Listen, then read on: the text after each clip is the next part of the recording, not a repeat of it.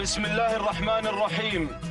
مشاهدينا الأعزاء والحفل الكريم، السلام عليكم ورحمة الله تعالى وبركاته، وأسعد الله صباحكم بكل خير.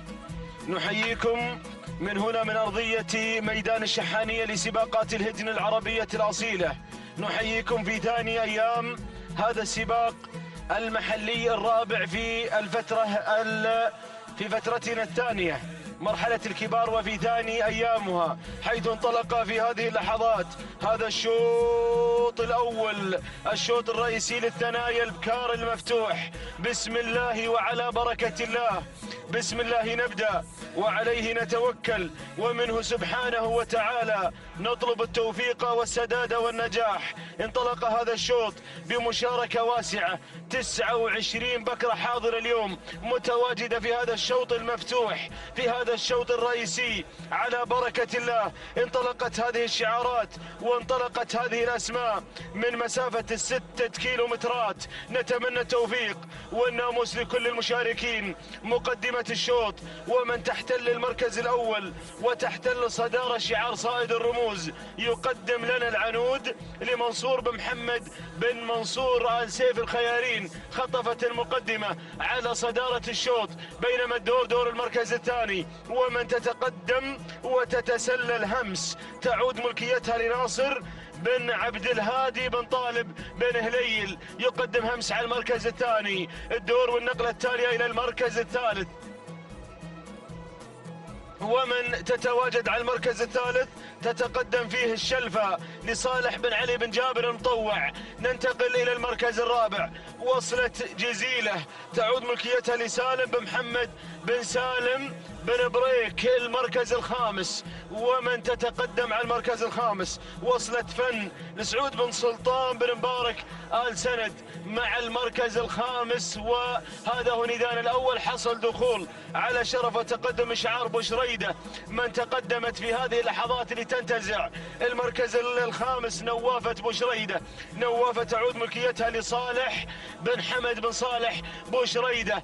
هذا هو ندان الأول. مشاهدينا الأعزاء والحفل الكريم، للخمسة المراكز المتقدمة الأولى في هذا الشوط الأول الرئيسي المفتوح. لمن من هؤلاء المضمرين يوم تاريخي للفائزين؟ هذا اليوم يوم الجمعة المبارك الذي يوافق الأول من شهر نوفمبر. إن شاء الله يكون شهر خير وشهر ناموس على المشاركين، شهر أفراح وانتصارات. هذا هو يوم الجمعة الأول من نوفمبر من عام 2019، الموافق للرابع من ربيع الأول لعام 1441. هذا هو شوطنا الأول الرئيسي الخاص بالثنايا البكار المفتوح. العودة إلى مقدمة الشوط، التغيير جرى على صدارة الشوط من شعار بن هليل، همس لناصر بن عبد الهادي بن طالب بن هليل على المركز الأول. المركز الثاني عندك يا غانم بن منصور العنود على المركز الثاني. دور المركز الثالث الشلفة لصالح بن علي بن جابر المطوع. المركز الرابع وصلت فيه جزيلة لسالم بن محمد بن سالم، تتقدم بأيضا سجلها الحافل بالإنجازات جزيلة اللي صارت وجالت في الخليج على المركز الرابع، أيضا مرشح اليوم لاختطاف هذا الشوط الرئيسي المفتوح. كل التوفيق لك يا أبو محمد ويا أبو سالم. المركز الخامس، شعار العيدة يصل في هذه اللحظات على المركز الخامس، ويتقدم الشعار السيلاوي قادم مع شديدة لهجن السيلية اللي يتابعها أيضا حمد بن راشد بن راية. هذا هو ندانا مشاهدينا الأعزاء أيها الحفل الكريم. العودة إلى مقدمة الشوط، إلى شعار صائد الرموز. عاد مرة أخرى ليختطف موقعه الصحيح، كان في المقدمة مع بداية هذا الشوط، حصل تدخل من شعار بن هليل، وعادت مرة أخرى العنود لتنتزع صدارة الشوط لتختطف المقدمة. شعار صائد الرموز غانم بن منصور آل سيف الخيارين يتابعها غانم، يتابع العنود اليوم في هذا الشوط المفتوح، هذا الشوط الملتهب من الأسماء القوية، الأسماء النارية. همس على المركز الثاني، الثاني. همس تتقدم لناصر بن عبد الهادي بن طالب بن هليل، هذا الشعار أيضا الذي صار وجال في كل الميادين. المركز الرابع الشلفة الشلفة الشلفة الشلفة على المركز الرابع لصالح بن علي بن جابر المطوع براكان، راعي قطر سات، راعي غيره من الأسماء اليوم حاضر، أحد كبار المضمرين. المركز الخامس جزيلة جزيلة جزيلة جزيلة على المركز الخامس، تعود ملكيتها لسالم بن محمد بن سالم بن بريك المري مع المركز الرابع في هذه اللحظات، ومنطلقة جزيلة ومرشح أيضا ترشيح قوي اليوم لاختطاف ناموس هذا الشوط الأول الرئيسي. المركز الخامس تتقدم فيه وتنطلق الذيبة حمد بن عبد الهادي بن جابر بن حسين البريدي، يصل البريدي، يصل راعي السيف، يصل راعي السيل مع المركز الخامس. مرحبا يا ابو هادي، الله وصل راعي نجران، وصل فتى نجران الذهبي بطشان بن صالح اليامي، بطشان بن صالح اليامي، احد الشعارات القوية المرموقة في عالم سباقات الهجن في ميادينها في اشواطها، ممثلا لابناء نجران. مرحبا بضيوفنا الاعزاء، حللتم اهلا ووطأتم سهلا، حيث نرحب بجميع المشاركين من دول الخليج من ميادينها. ما زال الشعار صائد الرموز حاضر اليوم، حاضر متواجد على المقدمة على صدارة الشوط. همس بن هليل مع المركز الثاني، تصل الأسماء، تصل الجوهرة، علي بن بطشان بن صالح اليامي. جزيلة على المركز الرابع لمحمد بن سالم بن بريك، بينما المركز الخامس تدخلت في هذه اللحظات الذيبة حمد بن عبد الهادي بن حسين البريدي، كيلوين عن خط النهاية، كيلوين عن خط النهاية. العودة إلى مقدمة الشوط، العنود مع المركز الأول، العنود مع صدارة الشوط، لا حضر في الشوط، صياد الرموز. يلا يا صياد الرموز، حضرت وحضر شعارك كعوائد هذا الشعار، اختطاف الرموز، اقتناص الرموز. منصور بن محمد بن منصور السيف الخيارين يقدم لنا العنود على المركز الأول. بن هليل، بن هليل، هذا الشعار اللي قدم الأسماء الكبيرة في المواسم الماضية، أسماء صارت وجالت في أشواط الملايين بل انتزعت الملايين. مكتشف هذا الشعار، مكتشف هذا الشعار مع المركز الثاني. علي بن بطشان قادم يقدم الجوهرة في هذا الشوط المفتوح، وهي جوهرة أصيلة على المركز الثالث. عطني يا مخرجنا العزيز المركز الرابع، شوف لي هذا التدخل الخطير على المركز الرابع. وصلت سلاطين حمد بن صالح بن هزاع العذبة، هذا يقدم هذه السلطان اليوم. سلاطين على المركز الرابع، جزيلة على المركز الخامس لمحمد بن سالم بن بريك.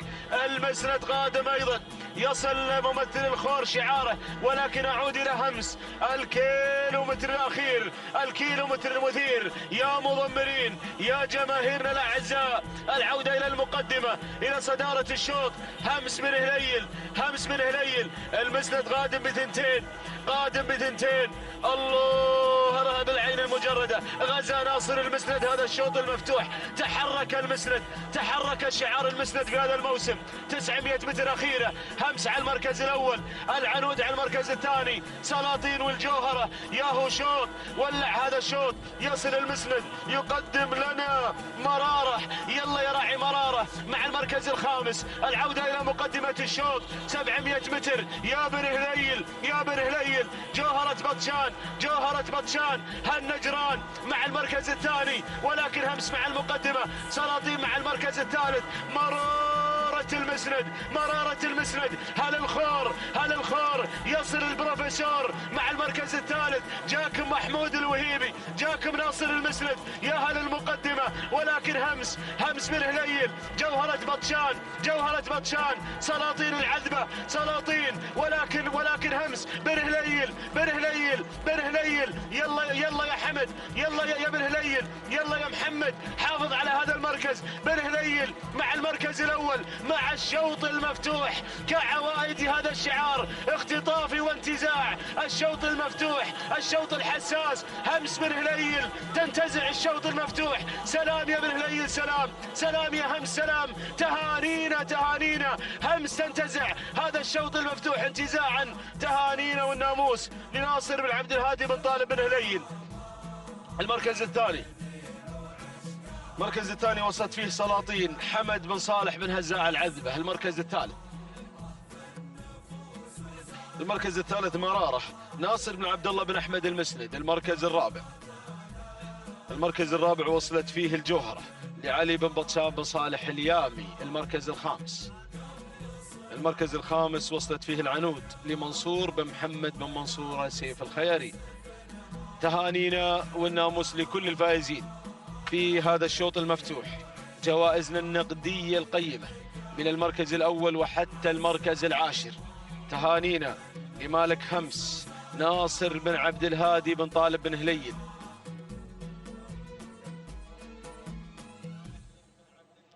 إذن هذا هو ملخص شوطنا الأول الرئيسي المفتوح للثنايا. ذهب مع همس. تهانينا والناموس. تهانينا يا هادي بن حمد، 9 دقائق 27 ثانية 86 جزء من الثانية هو توقيتها الزمني المميز اليوم، توقيت مميز. تهانينا والناموس لهادي بن حمد بن هليل لمن قدم همس، وتهانينا لناصر بن عبد الهادي بن طالب بن هليل.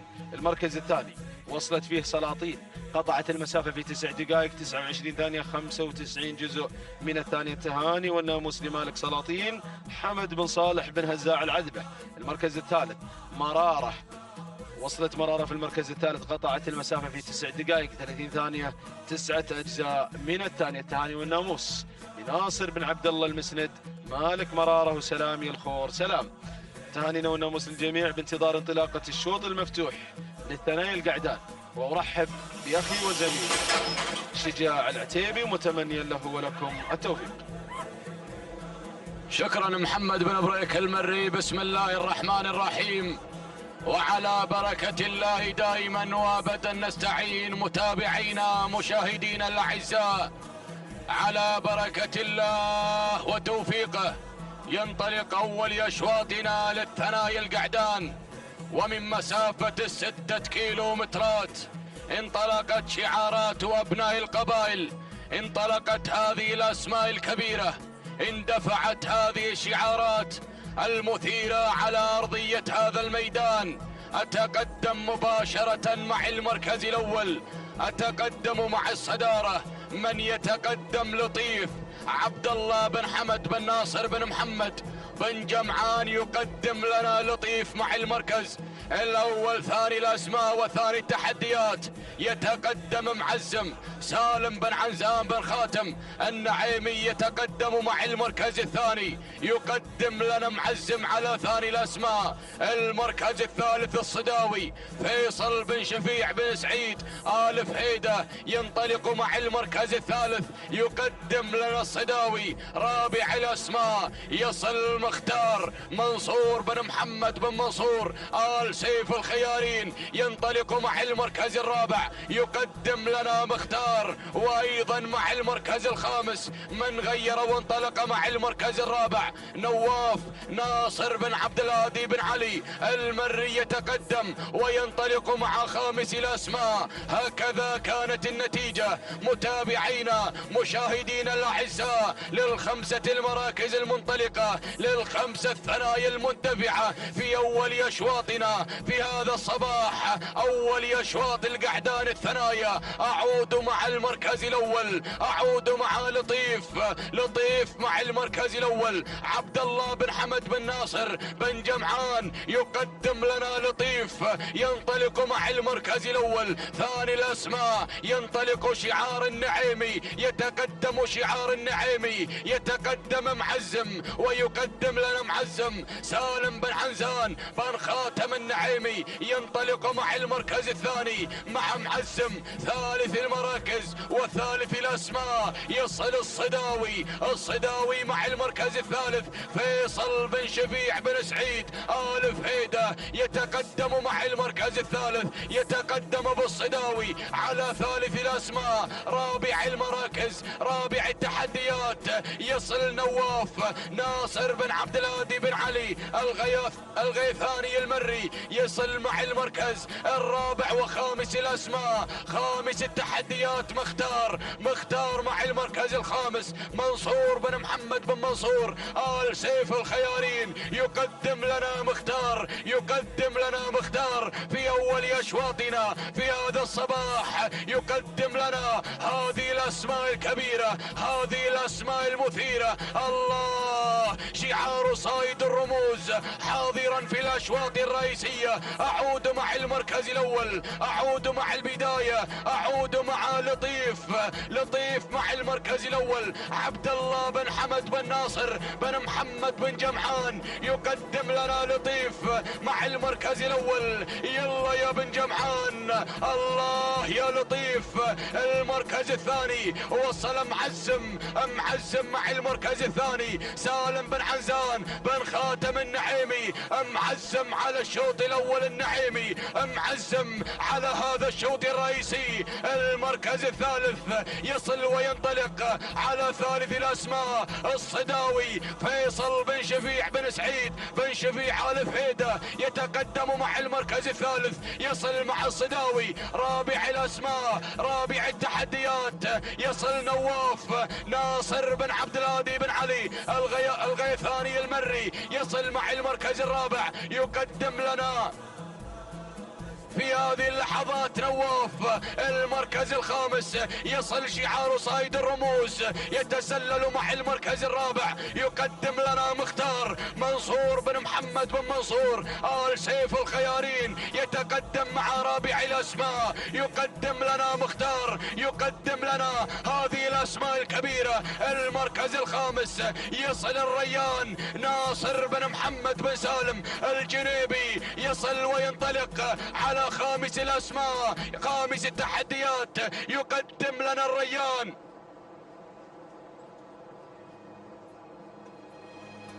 اذا متابعينا الاعزاء اعود مع المركز الاول اعود مع لطيف عبد الله بن حمد بن ناصر بن محمد بن جمعان يقدم لنا لطيف على اول الاسماء على اول التحديات. المركز الثاني ثاني الاسماء والثاني التحديات معزم يا النعيمي معزم سالم بن عنزان بن خاتم النعيمي ثالث الاسماء ثالث التحديات يصل الريان يصلون ابناء السلطنة ابناء عمان مع المركز الثالث مع الريان ناصر بن محمد بن سالم الجنيبي يتقدمون ابناء السلطنة على ثالث الاسماء يتقدمون مع الريان. مرحبا بجميع الضيوف مرحبا بالضيوف القادمين من اجل المشاركة في ميدان التحدي ميدان الشحانية ميدان الجميع. المركز الرابع يصل صايد الرموز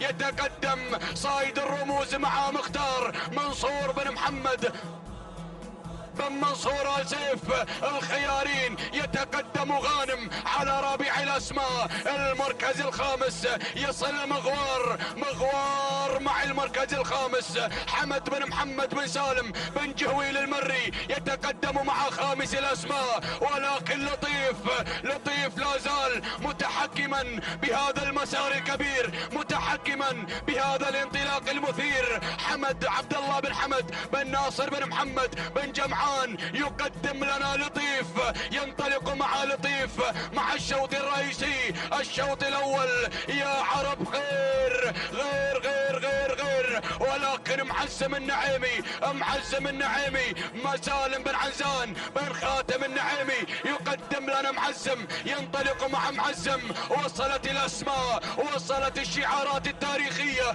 وصل بن جهويل، وصل صايد الرموز، يتقدمون مع المركز الثالث والرابع. يصل شعار المسند ويتقدم شاهين حمد بن عبد الهادي بن جابر بن حسين البريدي. وصلت الاسماء الكبيرة، وصلت الشعارات المثيرة، الشعارات التي لها ثقلها في الميدان. اعود مع معزم، اعود مع النعيمي. 1200 ما تبقى عن خط النهاية، ما تبقى عن الشوط الرئيسي.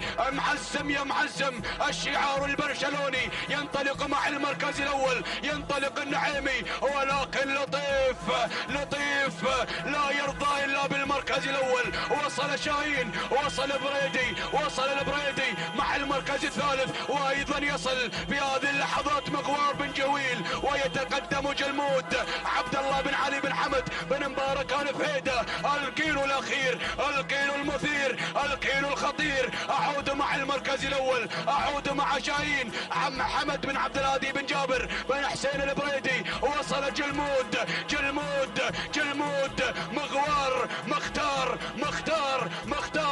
الاسماء الكبيرة. وصل صايد الرموز مع مختار مع المركز الرابع. يقدم لنا مختار منصور بن محمد بن منصور آل سيف الخيارين. اعود مع المركز الاول، اعود مع شاهين جلمود مختار شاهين جلمود غير وانطلق مع المركز الاول، ولكن مختار صايد الرموز. جلمود ولا مختار؟ الشوط الرئيسي، اول اشواط هذا الصباح، شوط القعدان الثنايا مع جلمود عبد الله بن علي بن حمد بن مبارك ال فهيدة. ولكن مختار يعود صايد الرموز منصور بن محمد بن منصور آل سيف الخيارين. مختار ولا جلمود؟ الشوط الرئيسي جلمود مختار صايد الرموز جلمود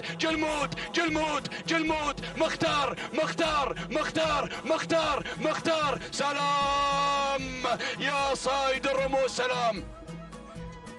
تهانينا والناموس. اذا متابعينا مشاهدينا الاعزاء، شوط ملتهب ما بين جلمود لعبد الله بن علي بن حمد بن مبارك ال فهيدة، وما بين مختار منصور بن محمد بن منصور آل سيف الخيارين. الفوتو وفينش ما بين هذه الاسماء الكبيرة وما بين هذه الشعارات المثيرة. وننتظر نتيجة الفائز بالمركز، نتيجة التحكيم بالفائز بالمركز الاول. المركز الثالث شاهين حمد بن عبد الهادي بن جابر بن حسين البريدي، مع المركز الثالث المركز الرابع رعد مبارك بن صالح بن هادي المحامض اليامي. المركز الخامس مبلش عبد الله بن محمد بن حمد بن خزينة المري. اذا متابعينا مشاهدينا الاعزاء، شاهدنا جلمود لعبد الله بن علي بن حمد بن مبارك ال فهيدة بن كاظم من قدم لنا جلمود، وايضا مختار لمنصور بن محمد بن منصور آل سيف الخيارين. ها هو امامكم الفوتو فينش ما بين هذه الاسماء وما بين هذه الشعارين، ولكن يبدو ان جلمود من انتزع هذا الشوط. سلام يا جلمود، سلام يا بن كاظم، سلام على هذا الفوز والانتصار. تهانينا والناموس لمالك جلمود عبد الله بن علي بن حمد بن مبارك بن كاظم. 9 دقائق 29 ثانية 56 جزء من الثانية. تهانينا والناموس لمالك جلمود على هذا الفوز والانتصار. المركز الثاني مختار منصور بن محمد بن منصور آل سيف الخيارين. 9 دقائق 29 ثانية 58 جزء من الثانية. تهانينا والناموس. المركز الثالث شاهين حمد بن عبد الهادي بن جابر بن حسين البريدي. 9 دقائق 33 ثانية 78 جزء من الثانية. تهانينا والناموس للجميع.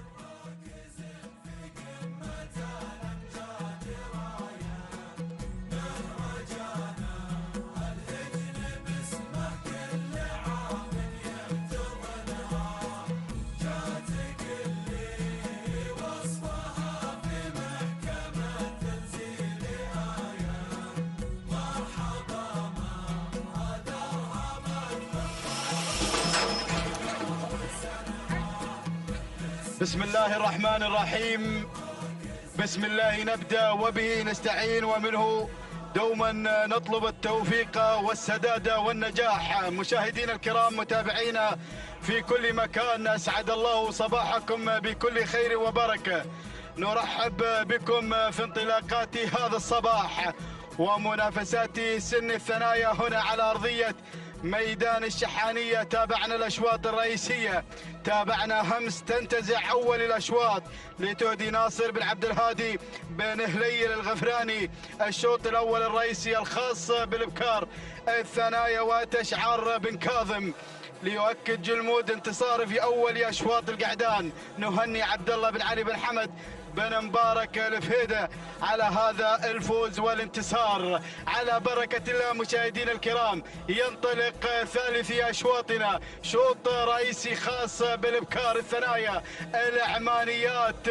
انطلاقة موفقة وسليمة لهذه الشعارات المميزة. نبدأ مع هذه الأسماء وتابع حيلة على الصدارة لخليفة بن حمد بن خليفة العطية، تنطلق في أول المراكز، بينما أتابع ثاني الأسماء هناك القادمة الدوحة لناصر بن محمد بن مسعود الحباب يتقدم، بينما أتابع هجن السيلية القادمة في هذه اللحظات. هنا تتقدم مشاهدينا الكرام عرماس لهجن السيلية، بينما أتابع القادمة في هذه اللحظات وصلت حظ محمد بن راشد بن علي بن قطفة يتقدم مع حظ في هذا الشوط الأول الرئيسي للعمانيات، بينما أتابع سيادة قادمة في هذه اللحظات لسالم بن راشد بن دوحة المري.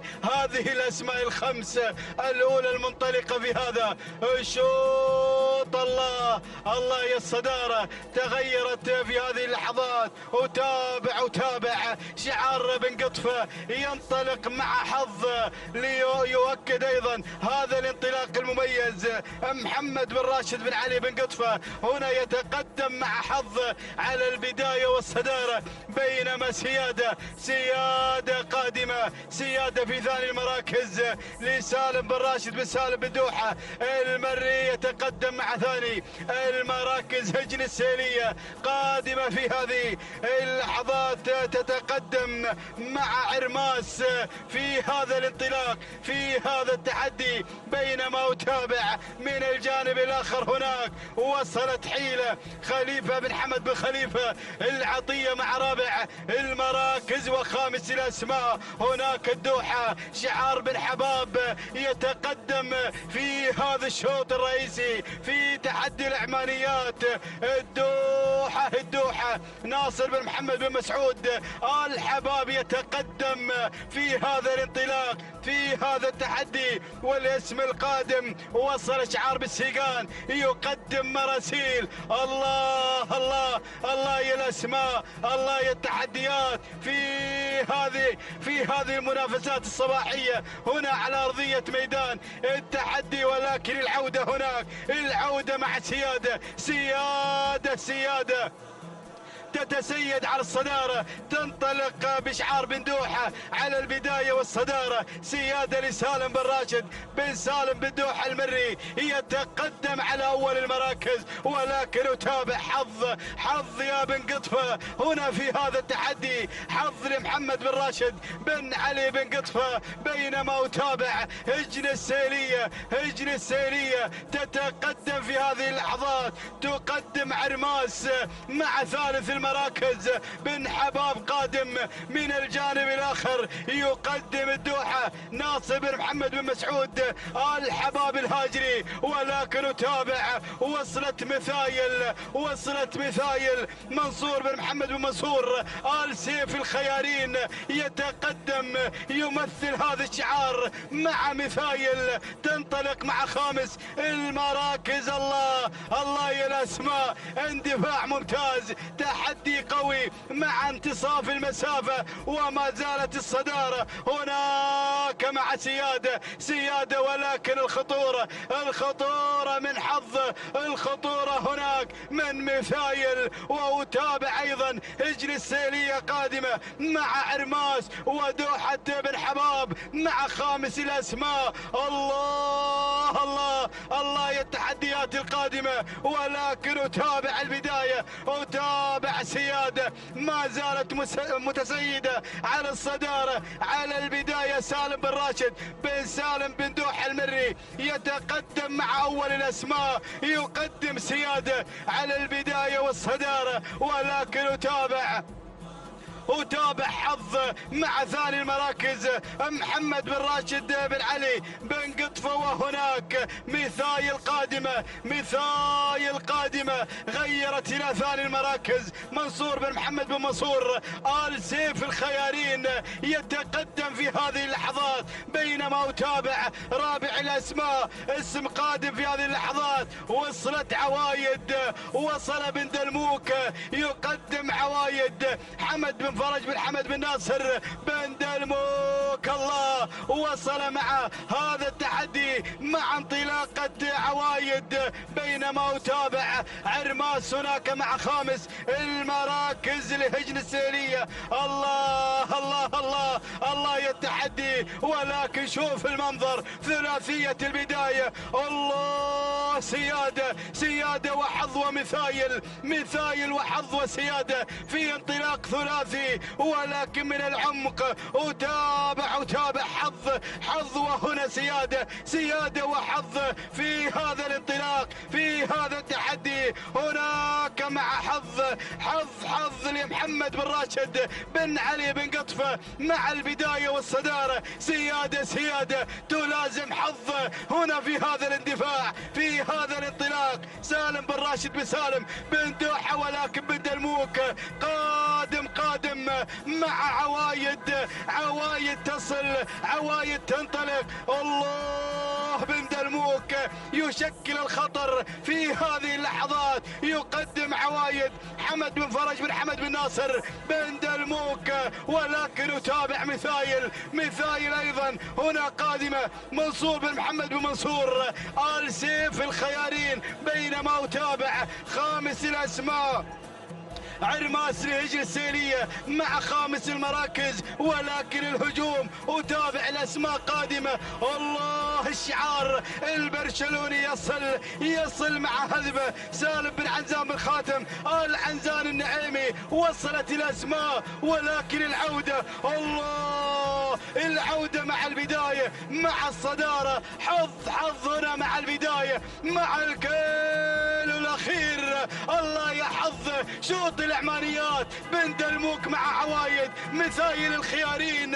الله الله الله بن دلموك يغير مع عوايد الناموس والانتصار، ولكن صايد الرموز يشكل الخطر. مثايل الله الله الله مثايل عوايد ومثايل. بن دلموك مع الصدارة مع الانطلاق الأول حمد بن فرج بن حمد بن ناصر بن دلموك. مثايل قادمة منصور بن محمد بن منصور آل سيف الخيارين. الله شوف القادم، وصل الشعار البرشلوني يقدم لنا هذبة. الله مع اللحظات الأخيرة، مع اللحظات الخطيرة.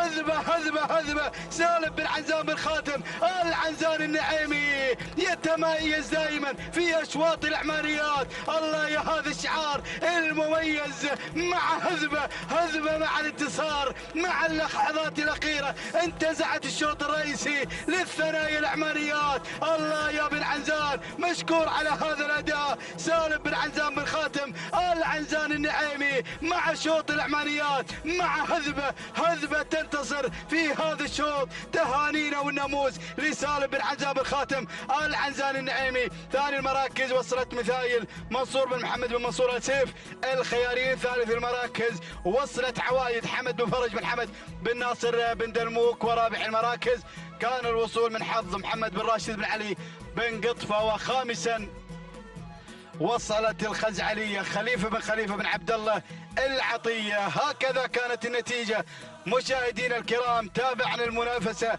في شوط العمانيات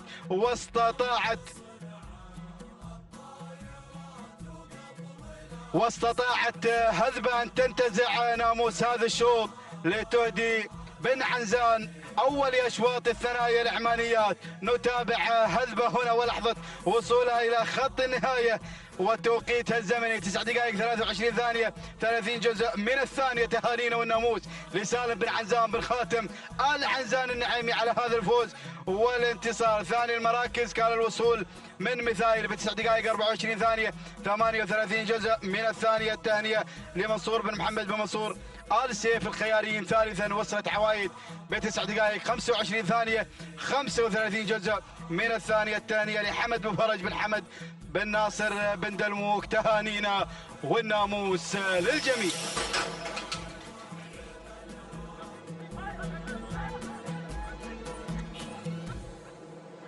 بسم الله الرحمن الرحيم. بسم الله نبدأ وعليه نتوكل، ومنه دائما وأبدا نطلب السداد والتوفيق يا رب العالمين. انطلق حفلنا الكريم شوط رئيسي مخصص للقعدان مع فئة الإعماليات ومنافسات وتحديات سن الثنايا مع مسافة 6 كيلومترات. لنتابع معكم تحديات وانطلاقات ومنافسات هذه الفترة الصباحية مع أشواط وشعارات أبناء القبائل الحاضرة والمتنافسة بتحديات وانطلاقات الكبار. أسماء سطرت أسماءها بحروف من ذهب، حاضرة ومتواجدة مع سجلاتها الحافلة. لنبدأ معكم وبحضراتكم ومع أول المراكز. لنتابع شاهين على المركز الأول. تعود ملكية شاهين ناصر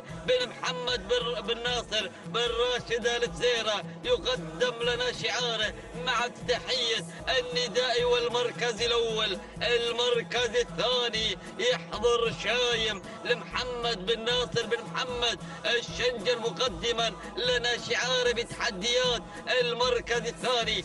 المركز الثالث تقدم اسعاف لحمد بن زيد بن حمد آل حسن المري مع انطلاقة وحضور شعاره على المركز الثالث. المركز الرابع نتابع معكم القدوم بهذه اللحظات من قبل ضاوي لراشد بن سالم بن حاكم المالكي مع انطلاقة المركز الثالث او الرابع بالفعل. والمركز الخامس التقدم مشاهدينا الكرام من قبل كفو لعبد الرحمن بن سعيد آل فسر المري. هذا هو النداء الأول للأسماء الخمسة الأولى الحاضرة والمتواجدة والمتنافسة في مسيرة هذا الشوط. لنعود بحضراتكم إلى أول المراكز، إلى أولى الانطلاقات، وإلى شاهين الحاضر والمتواجد على المركز الأول. شاهين تعود ملكيته لناصر بن محمد بن ناصر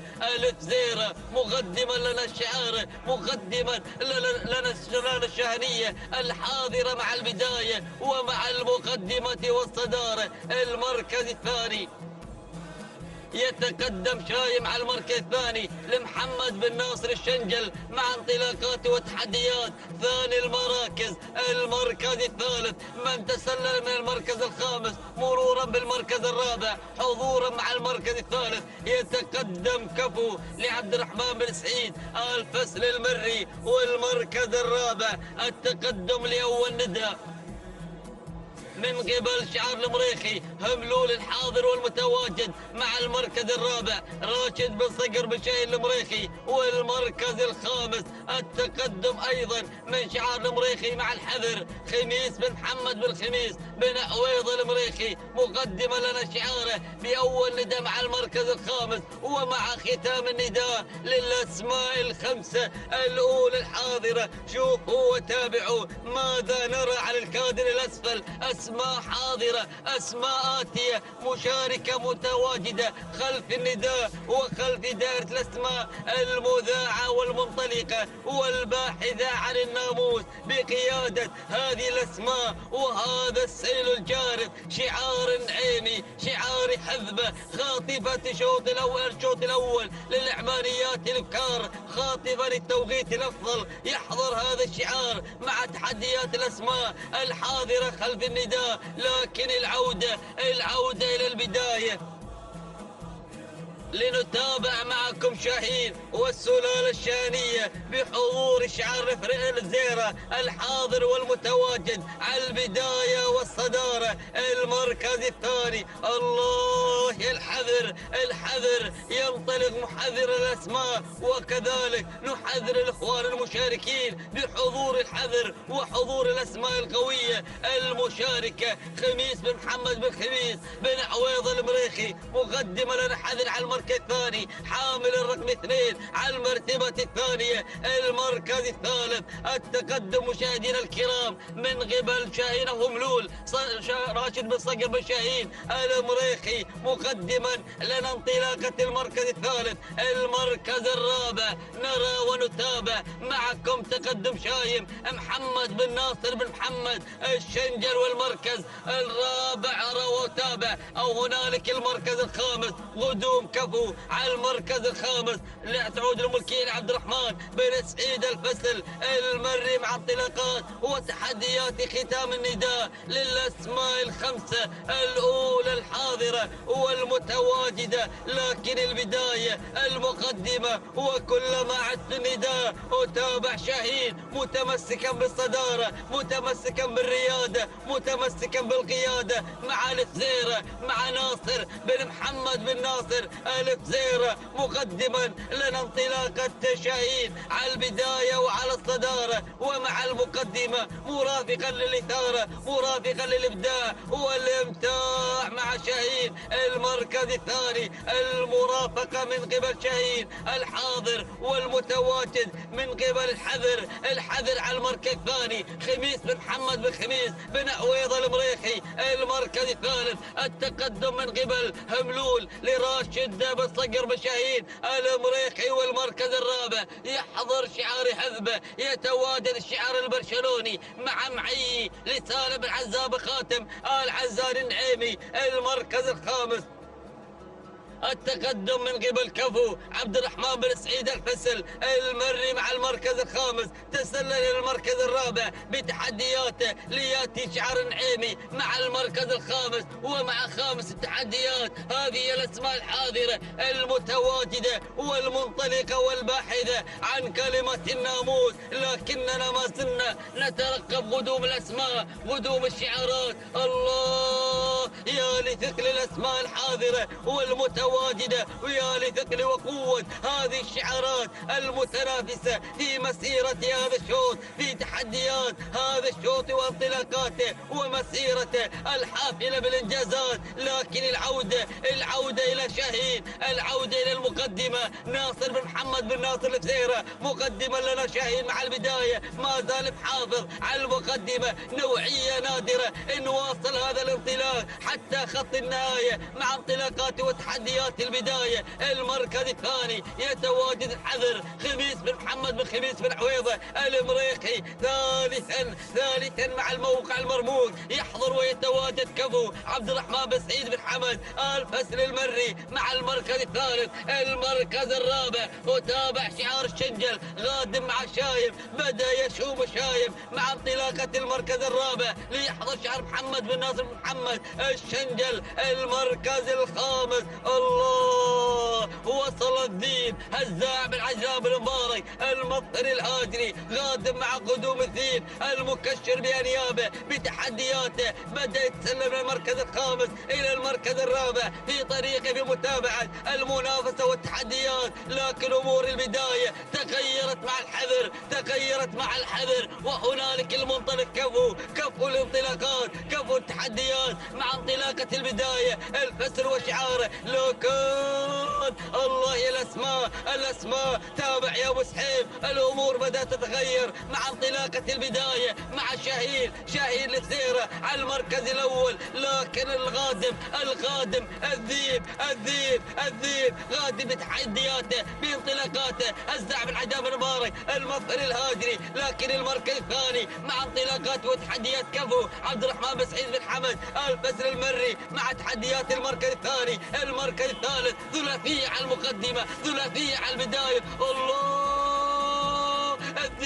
الذيب على البداية، كفو شاهين كفو الذيب. اللحظات الحاسمة النهائية مع انطلاقة وتحديات الأسماء. البداية والمقدمة مع الذيب على المركز الأول. الذيب خاطف نقطة هذا الشوط الثاني، والتبريكات للزعم العدام المبارك الهاجري من هاجر من ناموس، لكن عاد كفو اللحظات الحاسمة. الذيب كفو الذيب هو خاطف نقطة هذا الشوط الثاني، والتبريكات نزفوا للزعم العدام المبارك المظهر الهاجر. المركز الثاني كان الوصول من قبل كفو عبد الرحمن بن سعيد الفسر المري. المركز الثالث وصل الشيء لناصر بن محمد بن ناصر الفزير، ما قصر الشهير الله يقول حق. المركز الرابع وصل فتيل لعلي بن عبد الله الحسن الفهيد المري. المركز الخامس كان الوصول من قبل وزان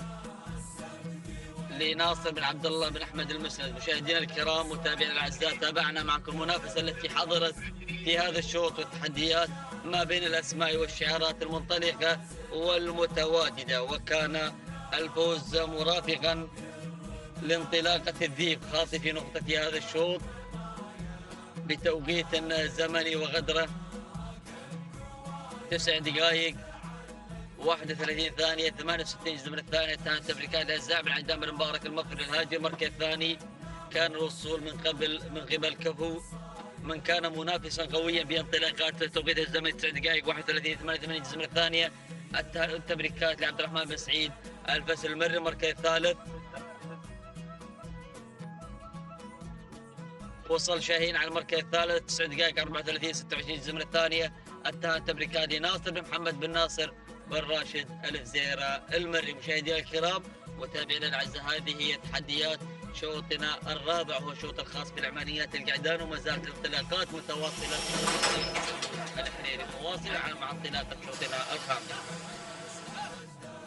السلام عليكم ورحمة الله وبركاته أيها الأخوة مشاهدينا ومتابعينا الكرام. انطلق الشوط الخامس والشوط الخامس المخصص للثنايا الابكار. المسافة هي 6 كيلومترات. نتابع وإياكم في هذه اللحظات انطلاقة هذا الشوط وهذا السن مع سن الثنايا. هنا نتابع في هذه اللحظات مقدمة هذا الشوط والمراكز الأولى المنطلقة. نتابع هنا هذه الأسماء وهذه الشعارات اللي تشاهدونها عبر شاشة قناة الريان الفضائية. نتابع هنا في هذه اللحظات هذه المقدمة والصدارة مع المركز الأول ومع شبه الجزيرة على المركز الأول، وعلى المقدمة لصالح بن علي بن جابر المطوع المري على المركز الأول وعلى المقدمة، بينما النقلة على المركز الثاني. والمركز الثاني مزنة لهجن السيلية. المركز الثالث اللي وصلت في هذه اللحظات هنا نتابع قدوم سيادة لصالح بن مسلم بن طالب بن عقيل النابت. هنا نتابع سيادة في مقدمة هذا الشوط وبقيادة فيصل بن صالح بن مسلم بن عقيل. المركز الرابع نتابع هناك اللي هي نوايب لسلطان بن سالم بن خجيم العذبة مع المركز الرابع. المركز الخامس نتابع صاحبة المركز الخامس اللي هي منصة لجابر بن متعب بن جابر المنخس المري. هذه النتيجة للخمس المراكز الأولى، الخمس المراكز المنطلقة على المقدمة على الصدارة. نتابع المراكز الأولى ونعود إلى ابن عقيل إلى أبو فيصل على المقدمة وعلى الصدارة، منطلق ومندفع هنا في هذه اللحظات مع سيادة على المركز الأول على المقدمة. نتابعها هنا في هذه اللحظات لصالح بن مسلم بن طالب بن عقيل النابت على المركز الأول وعلى المقدمة، بينما هجن السيرية قادمة مع المركز الثاني. ولكن شوف اللي تسللت شوف اللي تسللت اللي غيرت هذه اللحظات وانطلقت هناك اللي نوايد لسلطان بن سالم بن خجيم. العذبة هنا إلى مقدمة الشوط إلى المركز الأول مباشرة. يا سلام، هذا الشوط يحمل العديد من الأسماء كلها في كادر واحد، في انطلاقة واحدة، في اندفاع، في أيضا تنافس، في تبادل مراكز على المقدمة. نشاهد هذا المشهد الجميل والتنافس وإن يدل على الجهوزية أيضا ما قبل مهرجان المؤسس. يا سلام، هذه الشعارات وهذه الأسماء المنطلقة. ونعود إلى المقدمة وإلى الصدارة هناك مع ابن خجيم ومع نوايد اللي على المركز الأول. ولكن شوف اللي تسللت بلشة لمحمد. هناك اللي تسللت بدورها رافال لعلي بن عبد الهادي الغيثاني. المري غيرت على المقدمة على المركز الأول في هذه اللحظات. انطلقت إلى المقدمة المركز الثاني. هنا أيضا اللي على المركز الثاني نوايد لسلطان بن سالم بن خجيم. العذبة بينما المركز الثالث. نتابع هناك هجن السيلية مع مزنة المركز الرابع. أول ندى أيضا في هذه اللحظات مريفة لخميس بن محمد بن خميس بن عويضة المريخي على المركز الرابع. المركز الخامس نشاهد صاحبة المركز الخامس هناك نتابعها في هذه اللحظات المنطلقة من الجانب الأيمن. في هذه اللحظات نتابع صاحبة المركز الخامس اللي بدأت في هذه اللحظات بالظهور. هناك أيضا من تصلنا اللي هي مريفة لخميس بن محمد بن خميس بن عويضة المريخي.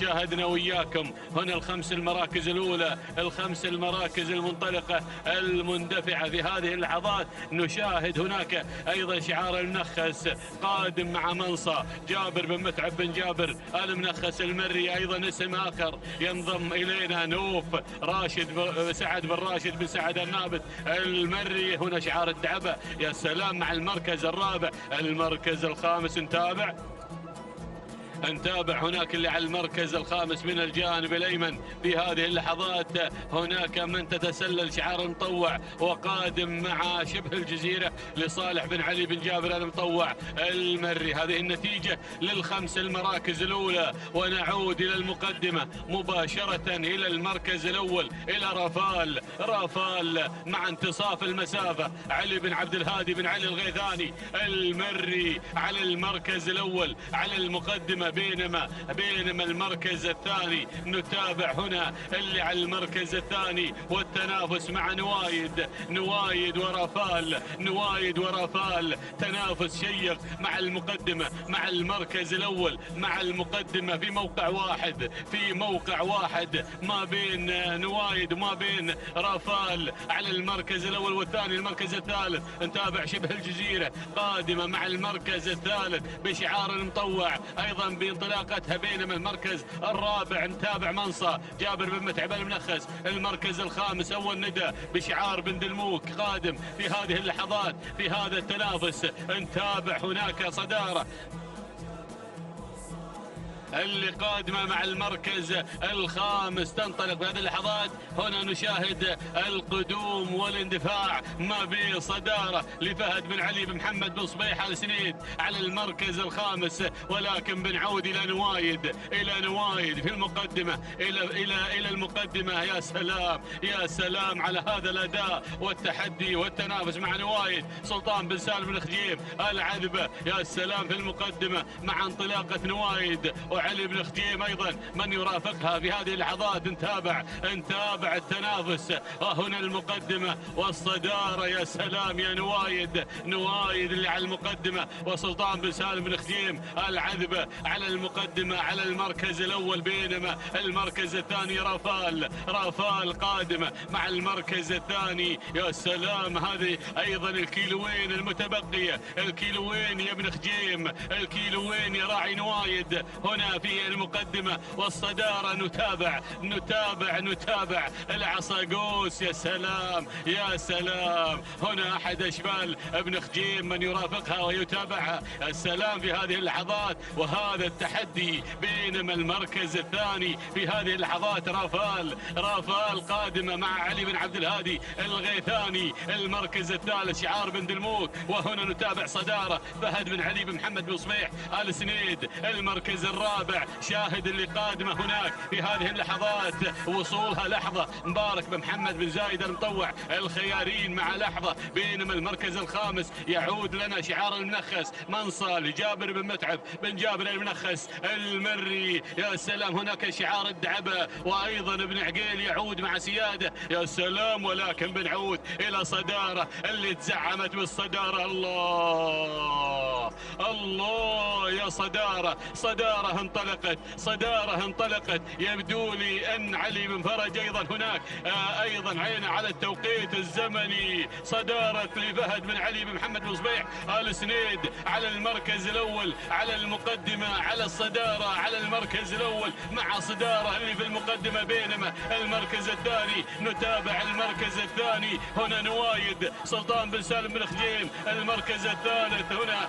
أيضا اللي قادمة منصة جابر بن متعب بن جابر المنخس. المركز الرابع أول ندى لصاحبة المركز الرابع ووصولها في هذه اللحظات أمواج علي بن مبارك بن حمد آل جهويل قادمة بكل قوة، أحد المشاركات القوية. رغد أيضا لطلال هناك قادم في هذه اللحظات من نوره، وأيضا وصول آخر هنا قدوم من المحروسة لناصر بن عبد الله بن أحمد المسند قادمة في هذه اللحظات. ولكن الله يا صدارة، صدارة صدارة المقدمة مع صدارة، صدارة لفهد بن علي بن محمد بن صبيح آل سنيد. نوايد قادمة، نوايد لابن خجين قادمة. الله، شوفوا أمواج، شوفوا أمواج قادمة، أمواج لعلي بن مبارك بن حمد آل جهويل المنخس. المركز الثالث هناك المحروسة لناصر بن عبد الله بن أحمد المسند. أيضا رغد بن نورة، رغد قادمة على المركز الخامس. ولكن نعود إلى صدارة، صدارة صدارة صدارة. الله يا صدارة، صدارة وعشقها الصدارة، عشقها الفوز، عشقها الناموس. الله يا سلام، يا سلام، أعطتنا لمحة من لمحات الشوط من الكيلو و200 متر الأخيرة. سلام والتحية والاحترام. المركز هناك أيضا قدوم من الحائزة لراشد بن بط الزعبي. ولكن سلام، سلام يا صدارة، سلام، سلام يا أيضا لفهد بن علي بن محمد بن سنيد. تهانينا، تهانينا على هذا الفوز وهذا الناموس. تهانينا لمالك صدارة فهد بن علي بن محمد بن صبيح آل سنيد. المركز الثاني اللي فاجأتنا في الأمتار الأخيرة الجائزة لراشد بن بطي بن محمد الحسن. المركز الثالث نوايد سلطان بن سالم بن خجيم العدل. المركز الرابع أمواج علي بن مبارك بن حمد الجهوي. المركز الخامس المحروسة لناصر بن عبد الله بن أحمد المسند. الله يا هذا الشوط، الله على هذا التحدي. ولكن أيضا أعطتنا أحد اللمحات إنها بطلة هذا الشوط من الكيلو 200، وهي أيضا من انفردت وذهبت بالسلامات إلى عزبة مالكها. سلام وتحية واحترام يا أيضا يا بن صبيح آل سنيد على هذا الفوز. 9 دقائق 28 ثانية 34 جزء من الثانية. تهانينا والناموس اللي راعي صدارة فهد بن علي بن محمد بن صبيح آل سنيد. والتهنئة موصولة أيضا علي بن فرج وأيضا محمد على هذا الناموس. المركز الثاني من وصلتنا هنا الجائزة توقيتها 9 دقائق 29 ثانية 70 جزء من الثانية. تهانينا والناموس لمالكها راشد بن بطي بن محمد الزعبي. المركز الثالث هنا دخول جماعي على خط النهاية، ولكن اللي هي نوايد توقيتها 9 دقائق 31 ثانية 32 جزء من الثانية. تهانينا لمالك نوايد سلطان بن سالم بن خجيم العدل.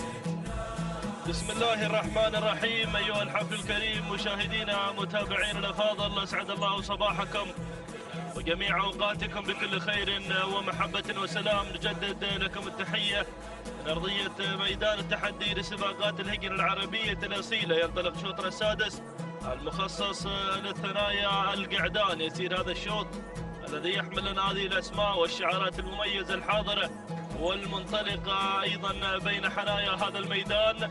نسير مباشرة مشاهدينا الكرام مع صدارة هذا الشوط ومع المركز الأول وهو الأسماء الحاضرة والمنطلقة في هذا الانطلاق المميز والجميل. هناك البداية والصدارة، التواجد مع الناوي بشعار وليد بن محمد بن إبراهيم السيد من يقدم لنا شعاره وتحدياته المميزة والجميلة مع المركز الأول، بينما يتابع المركز الثاني وصول من مصدع بشعار عبد الهادي بن سيف بن فهد آل سيف الخيارين مع ثاني التحديات، بينما المركز الثالث وصول وقدوم مشاهدينا الكرام في هذا الانطلاق المميز والجميل حاضر شعار هجن السيلية، مقدما لنا ايضا انطلاقة الباز مع المركز الثالث والمركز الرابع، وصول وقدوم من ظبيان بشعار علي بن زيد بن محمد بن محسن آل بحيح مع المركز الرابع والمركز الخامس.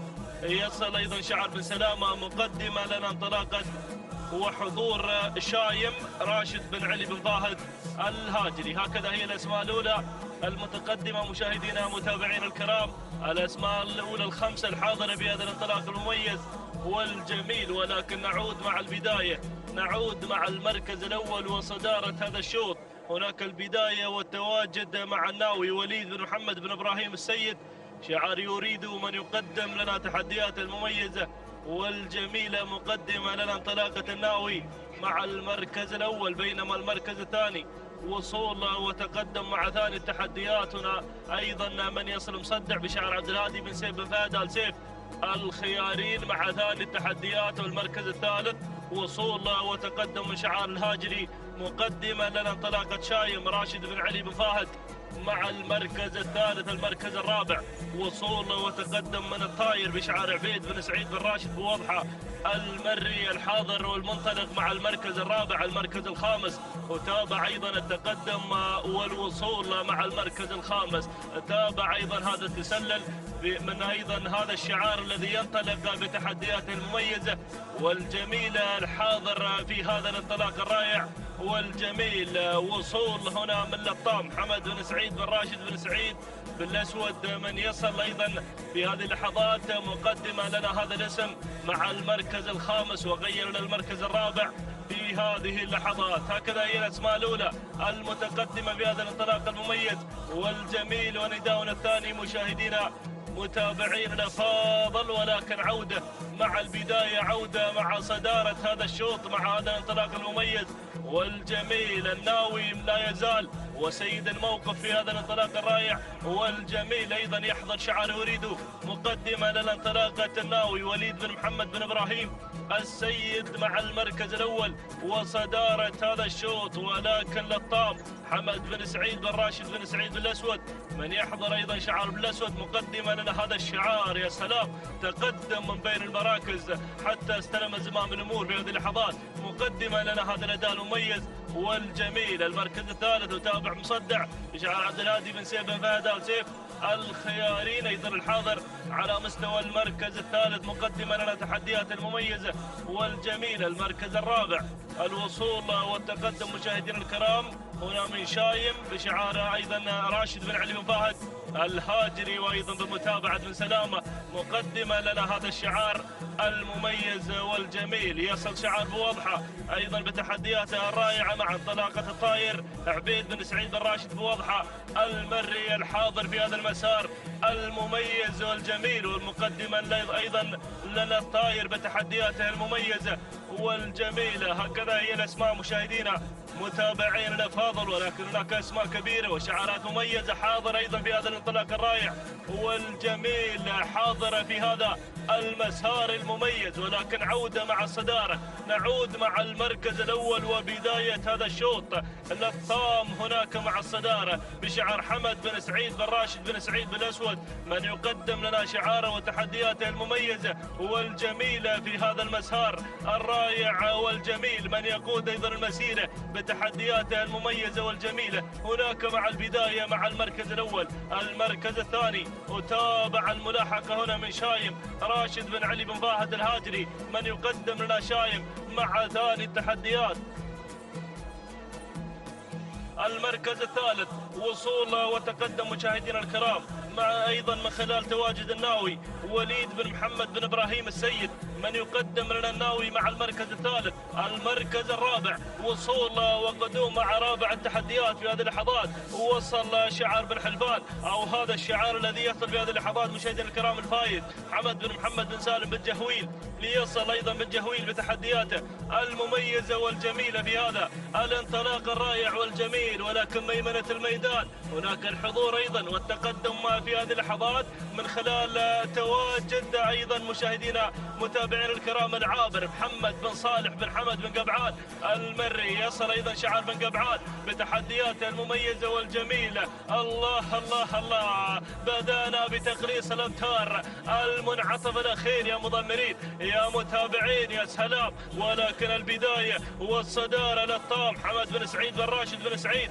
بالأسود لا يزال هو سيد الموقف، مقدما لنا شعاره وتحدياته الجميلة والمميزة من خلال هذا التواجد الرائع والجميل. وانطلاقة للطام مع البداية 1200 متر ما تبقى عن الناموس وعن الانتصار. ركز يا بالأسود، هناك مع البداية الجماعة واصلين، الجماعة حاضرين في هذا الانطلاق. وصل أيضا بن جهويل، وصل بن جهويل مقدما لنا الفايز حمد بن محمد بن سالم بن جهويل، يصل بتحدياته المميزة والجميلة والرائعة. المركز الثالث الطاير عبيد بن سعيد بن راشد بوضحة المري، والمركز الرابع اسم جديد ينضم، وصل راهي حمد بن بخيل بن عبد الهادي البريدي المري، يصل ايضا في هذه اللحظات. وايضا وصل شعار الجريان مقدما لنا انطلاقة هجاج خليفة بن حمد بن خليفة العطية، وايضا وصول هناك وتقدم في هذه اللحظات من شعار محمد بن صالح آل سعد، يصل بتحدياته الجميلة والرائعة. ولكن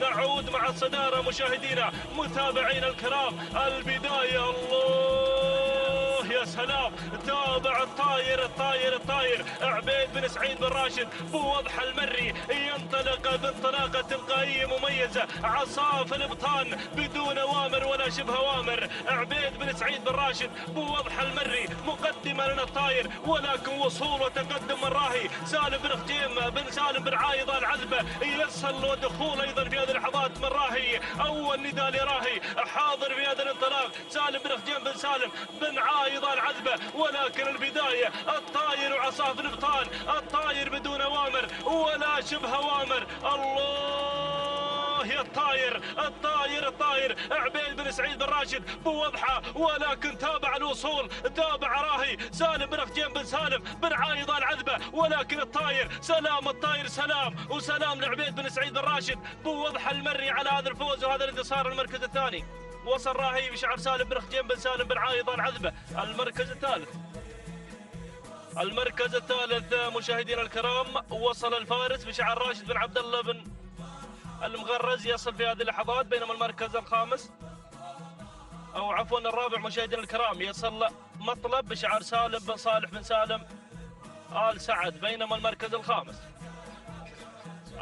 الخامس وصل الفايز بشعار حمد بن محمد بن سالم بن جهويل. هكذا مشاهدينا الكرام تابعنا الطاير الذي حضر في هذا الشوط مقدما لنا هذا الاداء المميز والجميل. توقيتها الزمني 9 دقائق 31 ثانية 71 جزء من الثاني. تهانينا والناموس لعبيد بن سعيد بن راشد بوضحة المري من قدم لنا الطاير ايضا في هذا الشوط، تهانينا والناموس. بينما المركز الثاني وصل راهي وتوقيت الزمن 9 دقائق 31 ثانية 81 جزء من الثاني. تهانينا والناموس لسالم بن خجيم بن سالم بن عايض آل عذبة. المركز الثالث كان الوصول مشاهدينا الكرام والقدوم من قبل الفارس وتوقيتها الزمني 9 دقائق 33 ثانية 43 جزء من الثاني. تهانينا والناموس لراشد بن عبد الله المغرز على هذا الفوز وهذا الانتصار.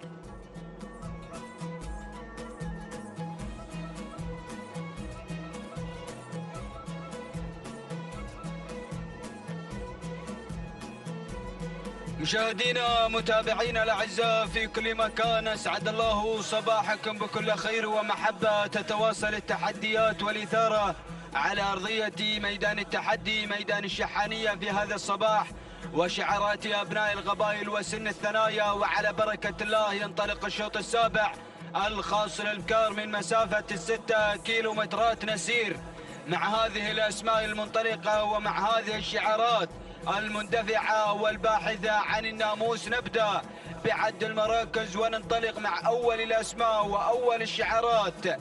تقريد بشعار سالم بن عنزان بن خاتم آل عنزان النعيمي من تقرد على البداية وعلى أول الأسماء وأول الشعارات. ثاني الأسماء المنطلقة والمندفعة قيادة سعيد بن عبد الهادي بن ناصر بن دلهم الهاجري مع ثاني المراكز. ثالث الأسماء مبروكة بشعار خليفة بن سلطان بن ناصر الحميدي يتقدم مع ثالث الأسماء. رابع المراكز وصلت الذيبة أحمد بن محبوب بن مسعود الرمزاني النعيمي يقدم لنا محبوبة على رابع المراكز. خامس الأسماء من الجانب الآخر القادمة مزنة خليفة بن علي بن حمد العطية يقدم لنا مزنة على خامس الأسماء. هكذا هي النتيجة الأولى مشاهدينا متابعينا الأعزاء للخمس المراكز المتقدمة والخمس الشعارات المندفعة. وعود مع تغريد بشعار سالم بن عنزان بن خاتم آل عنزان النعيمي يقدم لنا تغريد مع البداية ومع أول الأسماء وأول الشعارات. ثاني الأسماء القادمة مزنة خليفة بن علي بن حمد العطية يتقدم مع مزنة على ثاني الأسماء وثاني الشعارات. ثالثا شعار بن دلهم يقدم لنا قيادة سعيد بن عبد الهادي بن ناصر بن دلهم الهاجري مع ثالث الأسماء. رابعا وصلت الشاهينية خليفة بن عبد الله العطية يقدم لنا هنا مخلفة أو يقدم لنا الشاهينية مع رابع المراكز. خامس الأسماء وصلت القادمة هلا بشعار محمد بن ناصر بن محمد الشنجل يقدم لنا هلا مع خامس الأسماء وخامس التحديات. هكذا هي النتيجة الثانية مشاهدينا متابعينا الأعزاء للخمس المراكز المتقدمة. ولكن أعود مع تغريد من تقرد على البداية وعلى الانطلاق الأول بشعار سالم بن عنزان بن خاتم آل عنزان النعيمي مع أول الأسماء وأول الشعارات مع تغريد ثاني الأسماء القادمة والمنطلقة مع ثاني التحديات القادمة. وصلت مزنة خليفة بن علي بن حمد العطية يقدم لنا مزنة على ثاني الشعارات. ثالث الأسماء وصلت الشاهينية خليفة بن عبد الله العطية يقدم لنا الشاهينية مع ثالث المراكز. رابع الأسماء غيادة سعيد بن عبد الهادي بن ناصر بن دلهم. وخامس المراكز هلا الشنجل قادمة هلا بشعار محمد بن ناصر الشنجل مع خامس الأسماء. لا جديد على الخمس المراكز المتقدمة مشاهدينا متابعينا الأعزاء. نصل إلى منتصف المسافة 3 كيلومترات تنقضي ويتبقى لنا 3 كيلومترات أخيرة وخطيرة. وتغريد على البداية مع أول الأسماء وبن عنزان يتقدم مع تغريد سالم بن عنزان بن خاتم آل عنزان النعيمي مع أول الأسماء وأول الشعارات. وعلى رأس حربة هذا الشوط ثاني الأسماء قادمة مزنة خليفة بن علي بن حمد العطية يقدم لنا مزنة مع ثاني المراكز وثاني التحديات. ثالث الأسماء الشاهينية خليفة بن عبد الله العطية. رابع المراكز غنايم أول نداء لغنايم سعود بن جابر بن سالم بن خجيم العذبة يقدم لنا غنايم مع رابع الأسماء. وتسللت إلى ثالث الأسماء. رابعا وصلت كلاسة وأول نداء لكلاسة خالد بن ناصر بن راشد آل مقارح مع رابع الأسماء ورابع التحديات. خامس المراكز القادمة الشاهينية خليفة بن عبد الله العطية يقدم لنا الشاهينية. ولكن المنعطف ما قبل الأخير وهناك تغريد تخرج خارج السرب مع البداية البداية مع أول الأسماء وأول الشعارات.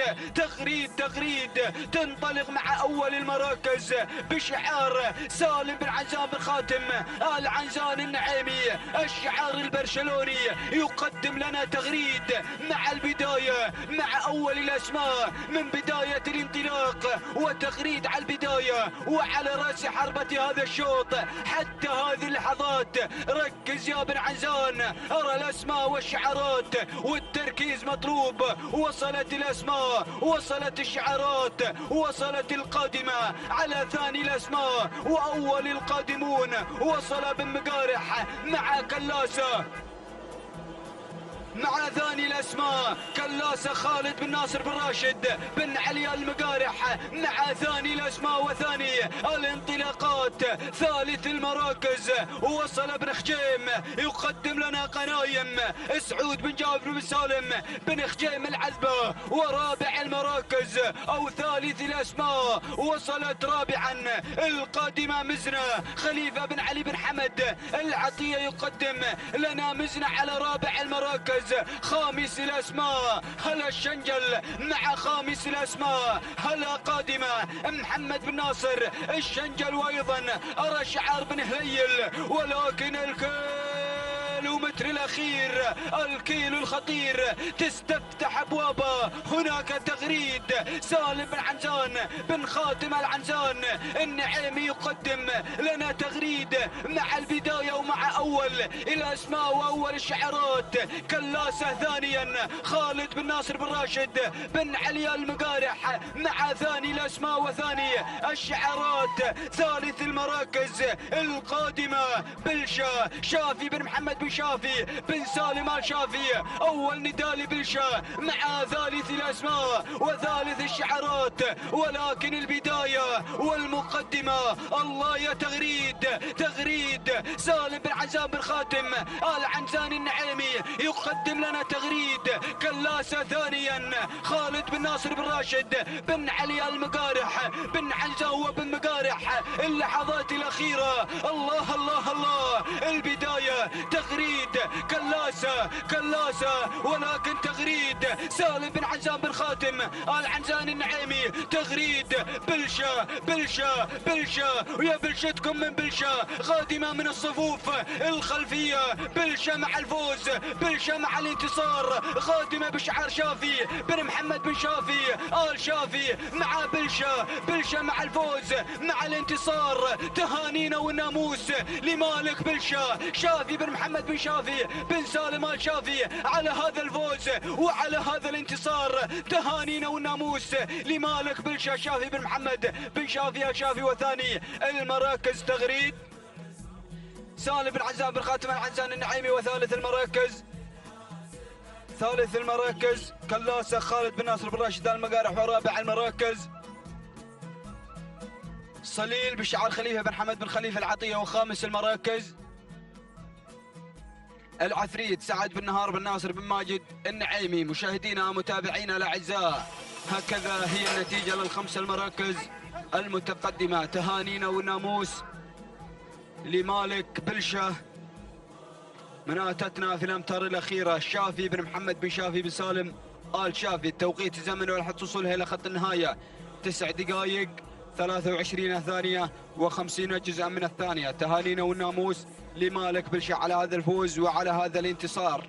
ثاني الأسماء آتى التغريد والتوقيت الزمني 9 دقائق 25 ثانية و18 جزءا من الثانية. تهانينا والناموس لمالك تغريد سالم بن عنزان بن خاتم آل عنزان النعيمي. ثالث المراكز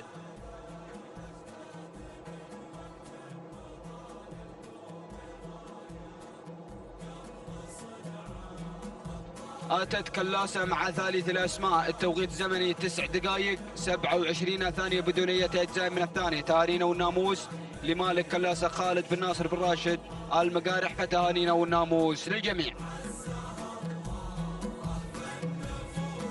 بسم الله الرحمن الرحيم، بسم الله وعلى بركة الله. مشاهدينا الكرام متابعينا الأفاضل، نحييكم من جديد مع انطلاقة أخرى في انطلاقاتنا هذه الصباحية المميزة على أرضية ميدان التحدي، ميدان الشحانية لسباقات الهجن ومنافسات والأروع بانطلاقات صباح هذا اليوم واندفاعات السن الثنايا. يسير مشاهدينا الكرام شوطنا الثامن ويحمل لنا تحديات القعدان. مسافتنا هي 6 كيلومترات وأعداد أيضا مشاركة في هذا الشوط نتابعها من خلال هذه الانطلاقة المميزة. ونبدأ مباشرة مع مقدمة الشوط مع المركز الأول والصدارة لنتابع البداية. شعار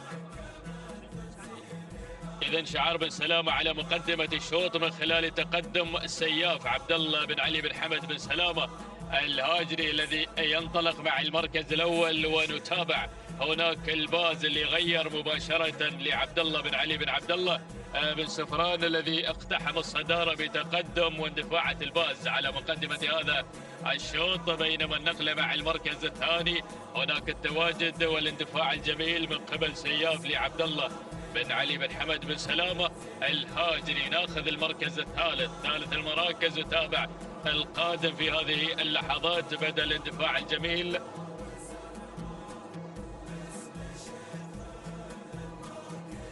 يتقدم بهذه اللحظات عاجل لسعيد بن علي بن سعيد آل بريص المري الذي يسير بعاجل على المركز الثالث.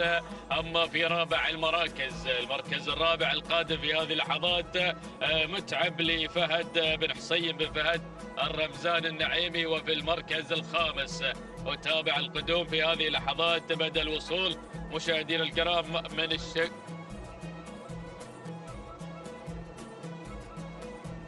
وتابع المركز الخامس الشقب يصل لمحمد بن سالم بن حمد بن مانعة اللي بدأ ينطلق في هذه اللحظات على رابع المراكز بتقدمه الجميل والاندفاع الرائع من خلال تقدم الشقب. وفي المركز الخامس من تراجع على خامس المراكز متعب لفهد بن حسين بن فهد الرمزان النعيمي. هذه النتيجة مع الخمسة المراكز، الخمسة الأسماء المتقدمة مع دائرة الندى في هذا الشوط. ولكن خلف الخمسة المراكز تابع هذه الشعارات القادمة والأسماء أيضا الواصلة والمشاركة في هذا الأداء الصباحي الجميل على أرضية ميدان التحدي. نعود مباشرة إلى مقدمة الشوط وإلى البداية مع الشقب اللي غير مباشرة إلى مقدمة الشوط بشعار بن مانع الذي اقتحم الصدارة مبكرا في هذا الأداء الجميل وفي هذا الانطلاق المميز. محمد بن سالم بن محمد بن مانع الذي يقدم شعاره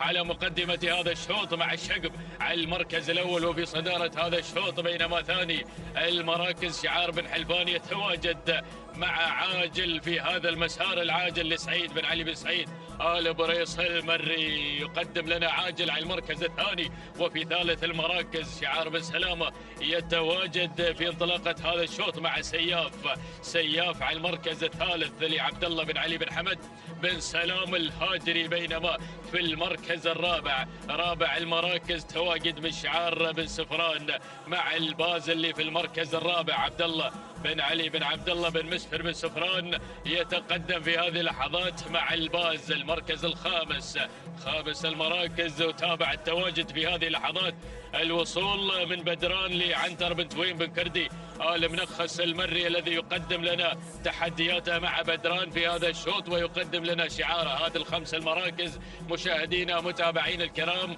شوط يسير بجديد الإثارة والتحدي على أرضية ميدان الشحانية، ميدان التحدي في هذا المسار الجميل في منافسات سباقنا المحلي الرابع. نعود مباشرة إلى شعار بن مانعة مع تقدم الشقب صاحب إنجازات عديدة والسجل مليء أيضا بالإنجازات. نتابع في هذا الصباح الجميل على أرضية الميدان في انفرادة مميزة، في انفرادة جميلة في مقدمة الشوط. يقود هذه الأسماء حتى هذه اللحظات ما شاء الله الشقب على هذا الاندفاع الجميل. محمد بن سالم بن محمد بن مانعة، يلا يا بن مانعة هناك مع الشقب على مقدمة الشوط في هذا الانطلاق وفي هذا المسار. بينما المركز الثاني شعار بن سفران يحلق في سماء ميدان الشحانية مع الباز اللي في المركز الثاني عبد الله بن علي بن عبد الله بن مسفر بن سفران من يتقدم على المركز الثاني في هذا الأداء الجميل. بينما على ثالث المراكز نتابع التواجد من سياف على المركز الثالث عبد الله بن علي بن حمد بن سلامة الهاجري. يلا يا ابو علي نتابع هذا الانطلاق الجميل مع سياف على المركز الثالث ورابع المراكز. وتابع من يقترب في هذه اللحظات. بدران وصلكم في هذه اللحظة. عنتر بن تويم بن كردي المنخس المري بدأ يزيد من سرعته، بدأ يسير ويتحرك. هناك تحرك ممتاز نحو مركز الصدارة، بينما على المركز الخامس خامس المراكز. وتابع القادم مناحر في هذه اللحظات، يصل بشعار جابر بن محمد بن فهد بن سالم بن مشعاب، يتقدم على المركز الخامس. هذه نتيجتنا للخمس المراكز المنعطف الأخير مشاهدينا الأعزاء، بتقدم الشقب على مقدمة الشوط. ما شاء الله يا بن مانعة، الشقب بدأ يحسن أيضا من موقعه وبدأ يصنع فارق بينه وبين بقية المراكز في هذا الأداء الجميل.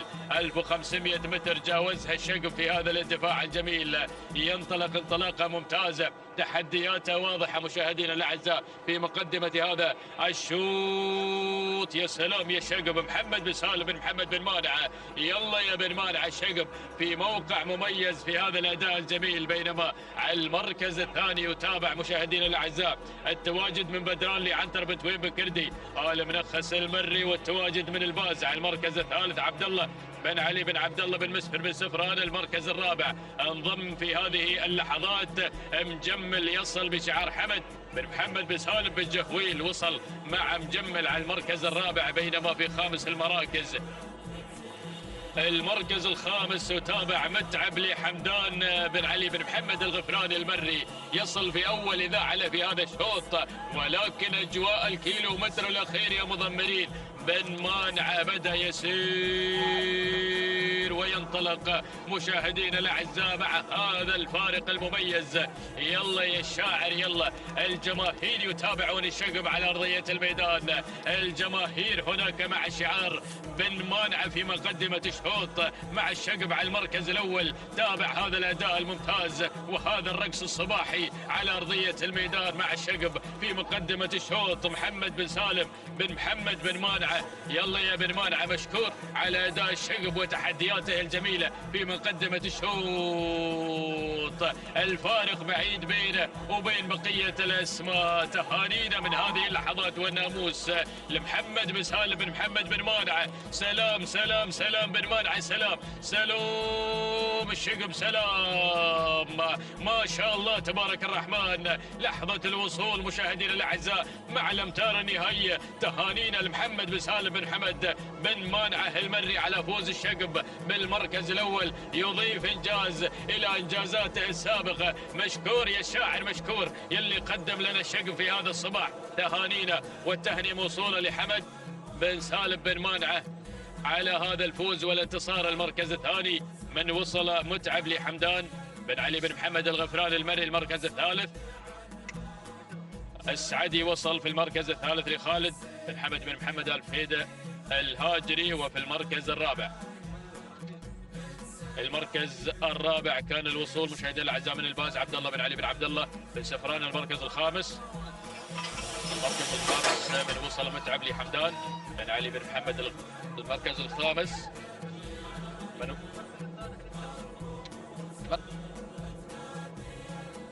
خامس المراكز من وصل مشاهدينا الاعزاء متعب لحمدان بن علي بن محمد الغفراني المري. هذه نتيجتنا، ولكن نعود الى الشقب وتوقيته الزمني 9 دقائق 24 ثانيه 55 جزء من الثانيه. تهانينا والناموس لمحمد بن سالم بن محمد بن حمد بن مانعة المري على فوز الشقب بالمركز الاول، وانتزع ناموس هذا الشوط بكل جداره وبكل ايضا تميز في هذا الشوط. بينما المركز الثاني كان الوصول من معجز اللي وصل في المركز الثاني مشاهدينا الاعزاء. نصحح المعلومه، من خذ المركز الثاني هو معجز، توقيته الزمني 9 دقائق 30 ثانيه 82 جزء من الثاني. تهانينا والناموس لعبيد بن حمد بن بريك بن لحيمر المري على فوز معجز بالمركز الثاني. بينما ثالث المراكز كان الوصول من السعدي، توقيته الزمني هو 9 دقائق 32 ثانية 21 جزءا من الثاني. تهانينا لخالد بن حمد بن محمد آل فهيد الهاجري.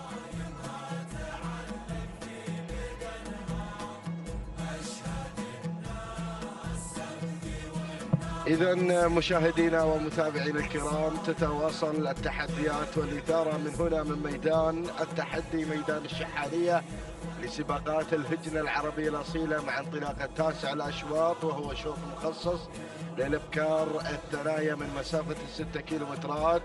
نتابع المركز الأول ونتابع صدارة هذا الشوط. من تحتل المركز الأول وتتواجد فيه مشاهدينا الأعزاء الشايقة الهجنة السيلية على أول المراكز، بينما المركز الثاني شهرة للسيد راشد بن خالد بن راشد بن مثيب المري يتواجد مع المركز الثاني، بينما المركز الثالث في هذه الانطلاقة القادمة تنبيه لراشد بن بطي بن محمد الحسنة المري يتواجد في المركز الثالث، بينما المركز الرابع منيفة لخالد بن حمد بن خليفة العطية لخليفة بن حمد بن خليفة العطية تواجد في المركز الرابع، بينما المركز الخامس في للسيد خليفة بن عبد الله العطية يتواجد مع في المركز الخامس.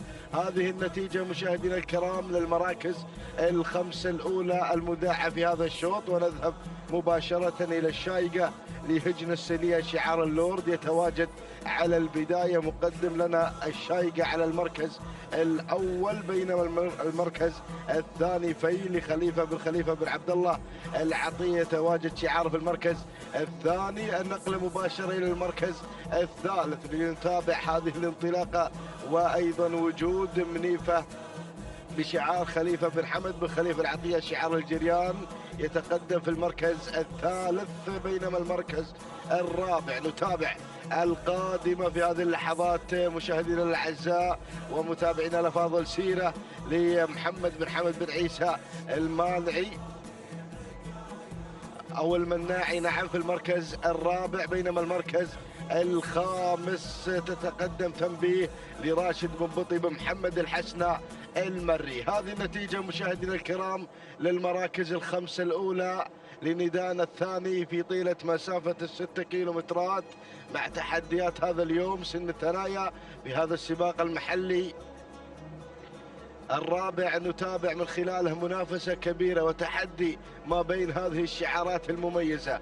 نذهب مباشرة مشاهدينا الأعزاء لنتابع الشايقة تتصدر وتنطلق في المركز الأول لهجنة السيلية على البداية والصدارة، بينما المركز الثاني في للسيد خليفة بن عبد الله العطية يتواجد في المركز الثاني مندفع من خلال انطلاقة في ثاني المراكز، بينما المركز الثالث تصل في هذه اللحظات وتنطلق سيرة للسيد محمد بن حمد بن عيسى المناعي على مستوى المركز الثالث، بينما المركز الرابع نتابع مشاهدينا الكرام منيفة بشعار الجريان يتقدم في المركز الرابع مع منيفة لخليفة بن حمد بن خليفة العطية، والمتابعة أيضا المغامر سعيد بن بطي الزعبي من يتابع منيفة في المركز الرابع، بينما المركز الخامس في هذه الانطلاقة وصلت راهية بشعار بخيت بن محمد بن كردي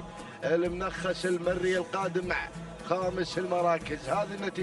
هذه النتيجة مشاهدينا الكرام للخمس المراكز الأولى. نذهب مباشرة إلى الصدارة لنتابع الشايقة مشاهدينا الأعزاء منذ انطلاقة الشوط، وهي على المركز الأول.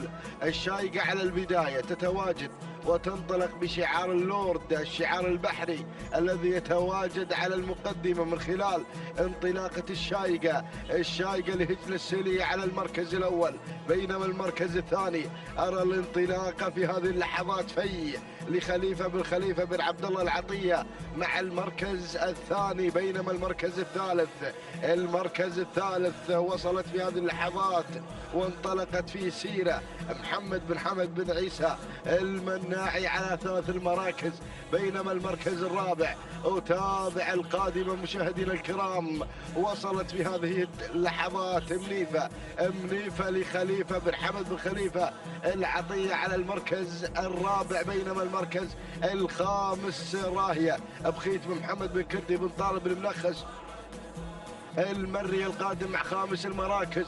ولكن أرى الشعارات، أرى الأسماء، أرى شعارات لها أيضا ثقلها ووزنها في هذا العالم الساحر قادمة بكل قوة. ولكن نذهب إلى ركب الصدارة لنتابع الأمور مشاهدينا الأعزاء، لنتابع الصدارة، لنتابع المقدمة. يا سلام يا سلام يا هذه الأسماء. أتابع الشايقة الشايقة الشايقة الشايقة تتواجد على المركز الأول لهجن السيلية. ولكن القادمة مشاهدينا الأعزاء وصلت في خليفة بن خليفة بن عبد الله العطية، وشعار أيضا مميز قادم. وصلت في هذه اللحظات انتصار محمد بن راشد بن فهيد الفهيدي المري. شعار بن بتلة يتواجد على المقدمة، يتواجد مع انتصار. هذه انتصار مشاهدينا الأعزاء تنطلق في المركز الأول. وشعار كردي بن طالب المنخس المري بخيت بن محمد بن كردي المنخس المري قادم بكل قوة مع راهية في المركز الرابع. وكذلك الأسماء والشعارات. قنيف تصل في هذه اللحظة عبد الهادي بن علي بن محمد بن جابر بن حذقين المري. ولكن الصدارة مع انتصار للسيد محمد بن راشد بن فهيد المري على المقدمة. ولكن القادمة من الجانب الآخر. أتابع الوصول. وصلت مشاهدينا الكرام الشايقة لهجن السيلية، وكذلك فيلي خليفة بن خليفة العطية. وهنا أيضا هجوم قوي مشاهدينا الأعزاء من الشعارات القادمة. فدا تصل في هذه اللحظات حمد بن ثلاب بن حمد الشهواني. وكذلك قدوم مميز من قنيف عبد الهادي بن علي بن محمد بن جابر بن حذقين المري. ولكن الصدارة انتصار مشاهدي الأعزاء تبحث عن الفوز، تبحث عن الانتصار بشعار بن بتلة يتواجد على المقدمة. انتصار للسيد محمد بن راشد بن فهيد الفهيدي المري يتقدم مع انتصار على البداية. ولكن القادمة قنيف مشاهدي الأعزاء تشكل الخطر في الأمتار الأخيرة في اللحظات المميزة. قنيف عبد الهادي بن علي بن محمد بن جابر المري. والقادمة أحلى، القادم جنان خليفة بن حمد بن خليفة العطية. شعار الجريان يتقدم مع جنان على المركز الثالث. ولكن انتصار تحضر حضور الكبار تتواجد على المقدمة. هذه انتصار للسيد محمد بن راشد بن فهيد الفهيدي المري. ولكن من الجانب الآخر الله هذه مشاهدي الأعزاء الفدا غيرت إلى المركز الأول بشعار حمد بن ثلاب بن حمد الشهواني على المركز الأول. وكذلك القادمة وصل شعار المسند مع نسيم ناصر بن عبد الله بن أحمد المسند ليغير الأمور ويحتل المركز الأول. ينطلق هذا الشعار الأنيق يتواجد في البداية. ولكن انتصار وكذلك مشاهدينا الأعزاء الفدا. وهنا أيضا مشاهدينا الأعزاء جنان. ولكن الفوز وين؟ الناموس وين مشاهدينا الأعزاء؟ ما بين نسيم وكذلك إذا مشاهدينا الأعزاء الفوز مع نسيم. تهانينا لشعار الأنيق ناصر بن عبد الله بن أحمد المسند على هذا الفوز الكبير مع نسيم. المركز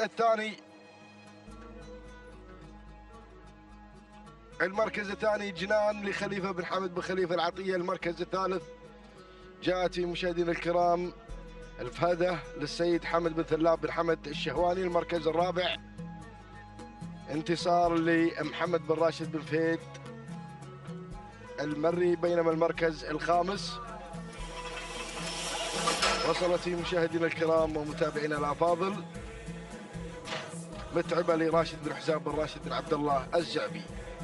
إذا مشاهدي الأعزاء تابعنا شوط مثير للغاية، 3 مراكز في موقع واحد في الأمتار الأخيرة. نهني الأنيق ناصر بن عبد الله بن أحمد المسند على هذا الفوز مع نسيم.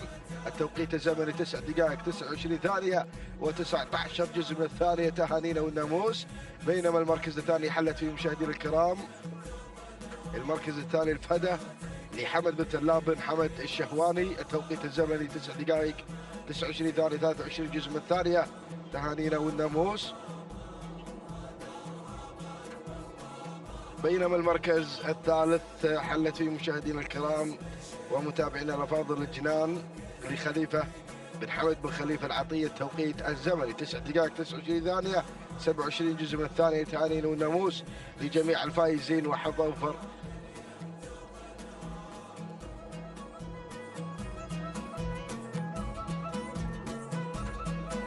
مشاهدينا متابعينا الاعزاء، تتواصل التحديات والاثاره على ارضيه ميدان التحدي ميدان الشحانيه في هذا الصباح، وشعارات ابناء القبائل وسن الثنايا. وعلى بركه الله ينطلق الشوط العاشر الخاص للقعدام من مسافه 6 كيلومترات. نسير مع هذه الاسماء المنطلقه ومع هذه الشعارات المندفعه والباحثه عن الناموس. نبدا بعد المراكز وننطلق مع البدايه ومع اول الاسماء واول الشعارات.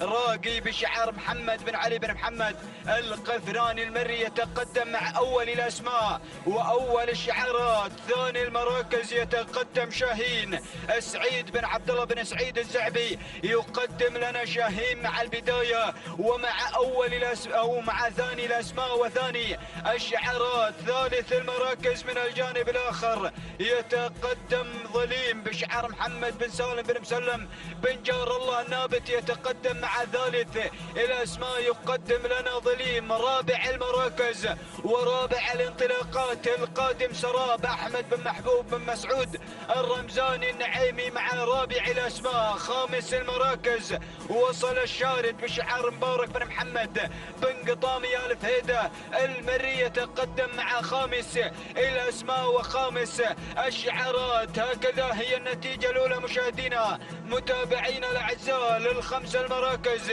المتقدمة والخمس الشعارات المندفعة. ولكن اعود مع البداية مع راقي بشعار محمد بن علي بن محمد القفراني المري، يتقدم مع اول الاسماء واول الشعارات. ثاني المراكز القادم سراب احمد بن محبوب بن مسعود الرمزاني النعيمي، يقدم لنا سراب مع ثاني الاسماء وثاني الشعارات. ثالثا شاهين سعيد بن عبد الله بن سعيد الزعبي، يقدم لنا شاهين مع ثالث الاسماء وثالث التحديات. رابع المراكز القادم والمنطلق ظليم بشعار محمد بن سالم بن مسلم بن جار الله النابت مع رابع الاسماء ورابع التحديات. خامس الاسماء مشغل قادم بشعار علي بن جابر بن جار الله بن ذروه آل بريد مع خامس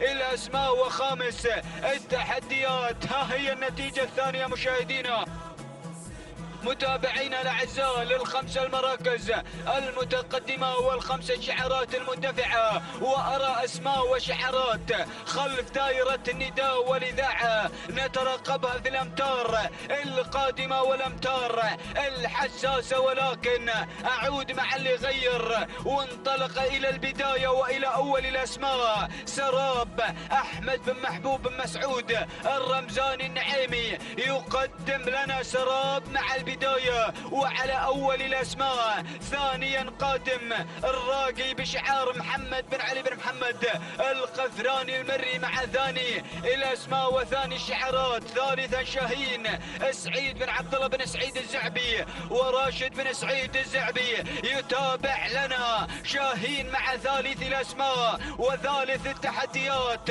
رابع المراكز القادم ظليم بشعار محمد بن سالم بن مسلم بن جار الله النابت. وخامس المراكز وصل فجاج ناصر بن علي النجم المري مع خامس الاسماء.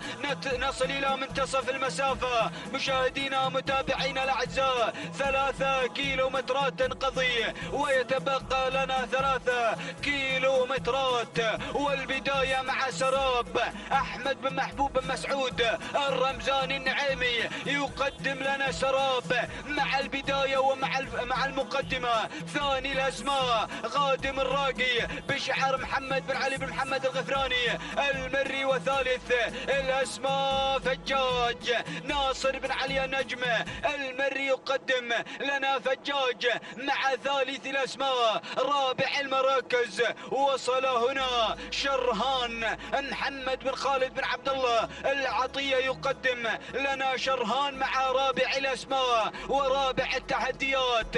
خامس الأسماء شاهين سعيد بن عبد الله بن سعيد الزعبي يقدم لنا شاهين مع خامس المراكز وخامس التحديات. ها هي الأسماء مشاهدينا متابعينا الأعزاء، ووصلت الأسماء ووصلت الشعارات خادمة من أجل الفوز ومن أجل الانتصار، ولكن سراب مع البداية. أحمد بن محبوب بن مسعود الرمزاني النعيمي يقدم لنا سراب مع أول الأسماء وأول الشعارات. ثانيا قادم فجاج ناصر بن علي النجم المري مع ثاني الأسماء وثاني الشعارات. ثالثا القادم شرهان بشعار محمد بن خالد بن عبد الله العطية. رابع الأسماء الراقي قادم مع رابع المراكز. قادم ومنطلق محمد بن علي بن محمد القفراني المري. وخامس الأسماء وصل مدمر وأول نضال مدمر خالد بن عبد الله بن راشد الزعبي يقدم لنا مدمر مع خامس المراكز وخامس التحديات، ولكن غير وانطلق الى البدايه. فجاج ناصر بن علي النجم المري يقدم فجاج مع اول الاسماء واول الشعارات. سراب ثانيا احمد بن محبوب بن مسعود الرمزاني النعيمي مع ثاني المراكز وثاني التحديات. ثالث الاسماء وصل القادم شرهان بشعار محمد بن خالد بن عبد الله العطية ومدمر على رابع المراكز، وتسلل الى ثالث المراكز. خالد بن عبد الله الزعبي يتقدم مع ثالث الاسماء ومع مدمر رابع المراكز.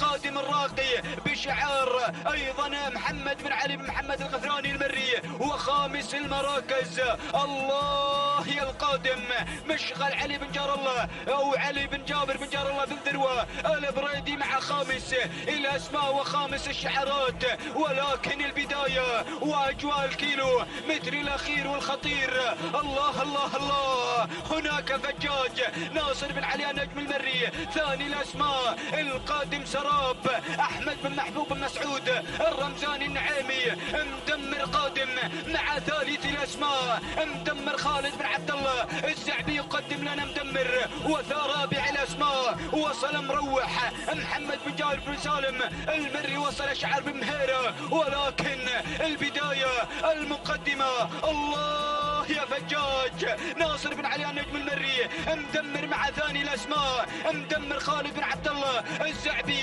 ثالث الاسماء وصل القادم مروح، وايضا القادم الفايز سالم بن محمد بن سعيد النابت المري. ولكن البداية المقدمة الله الله الله، فجاج ومدمر فجاج ومدمر. اللحظات الأخيرة فجاج مدمر من الجانب الآخر. الله الله، فجاج بالنجم والزعبي. اللحظات الأخيرة مدمر يتسلل وينطلق إلى البداية مع الفوز والانتصار. مدمر خالد بن عبد الله الزعبي ينطلق. تهانينا والناموس الخالد بن عبد الله الزعبي، وايضا المخوف علي بن عبد الله الزعبي، وايضا لحمد بن عبد الله الزعبي. تهانينا والناموس. ثاني الاسماء فجاج ناصر بن علي النجم المري. وثالث المراكز وصل هنا ثالث المراكز الفايز سالم بن محمد بن سعد النابت المري. ورابع المراكز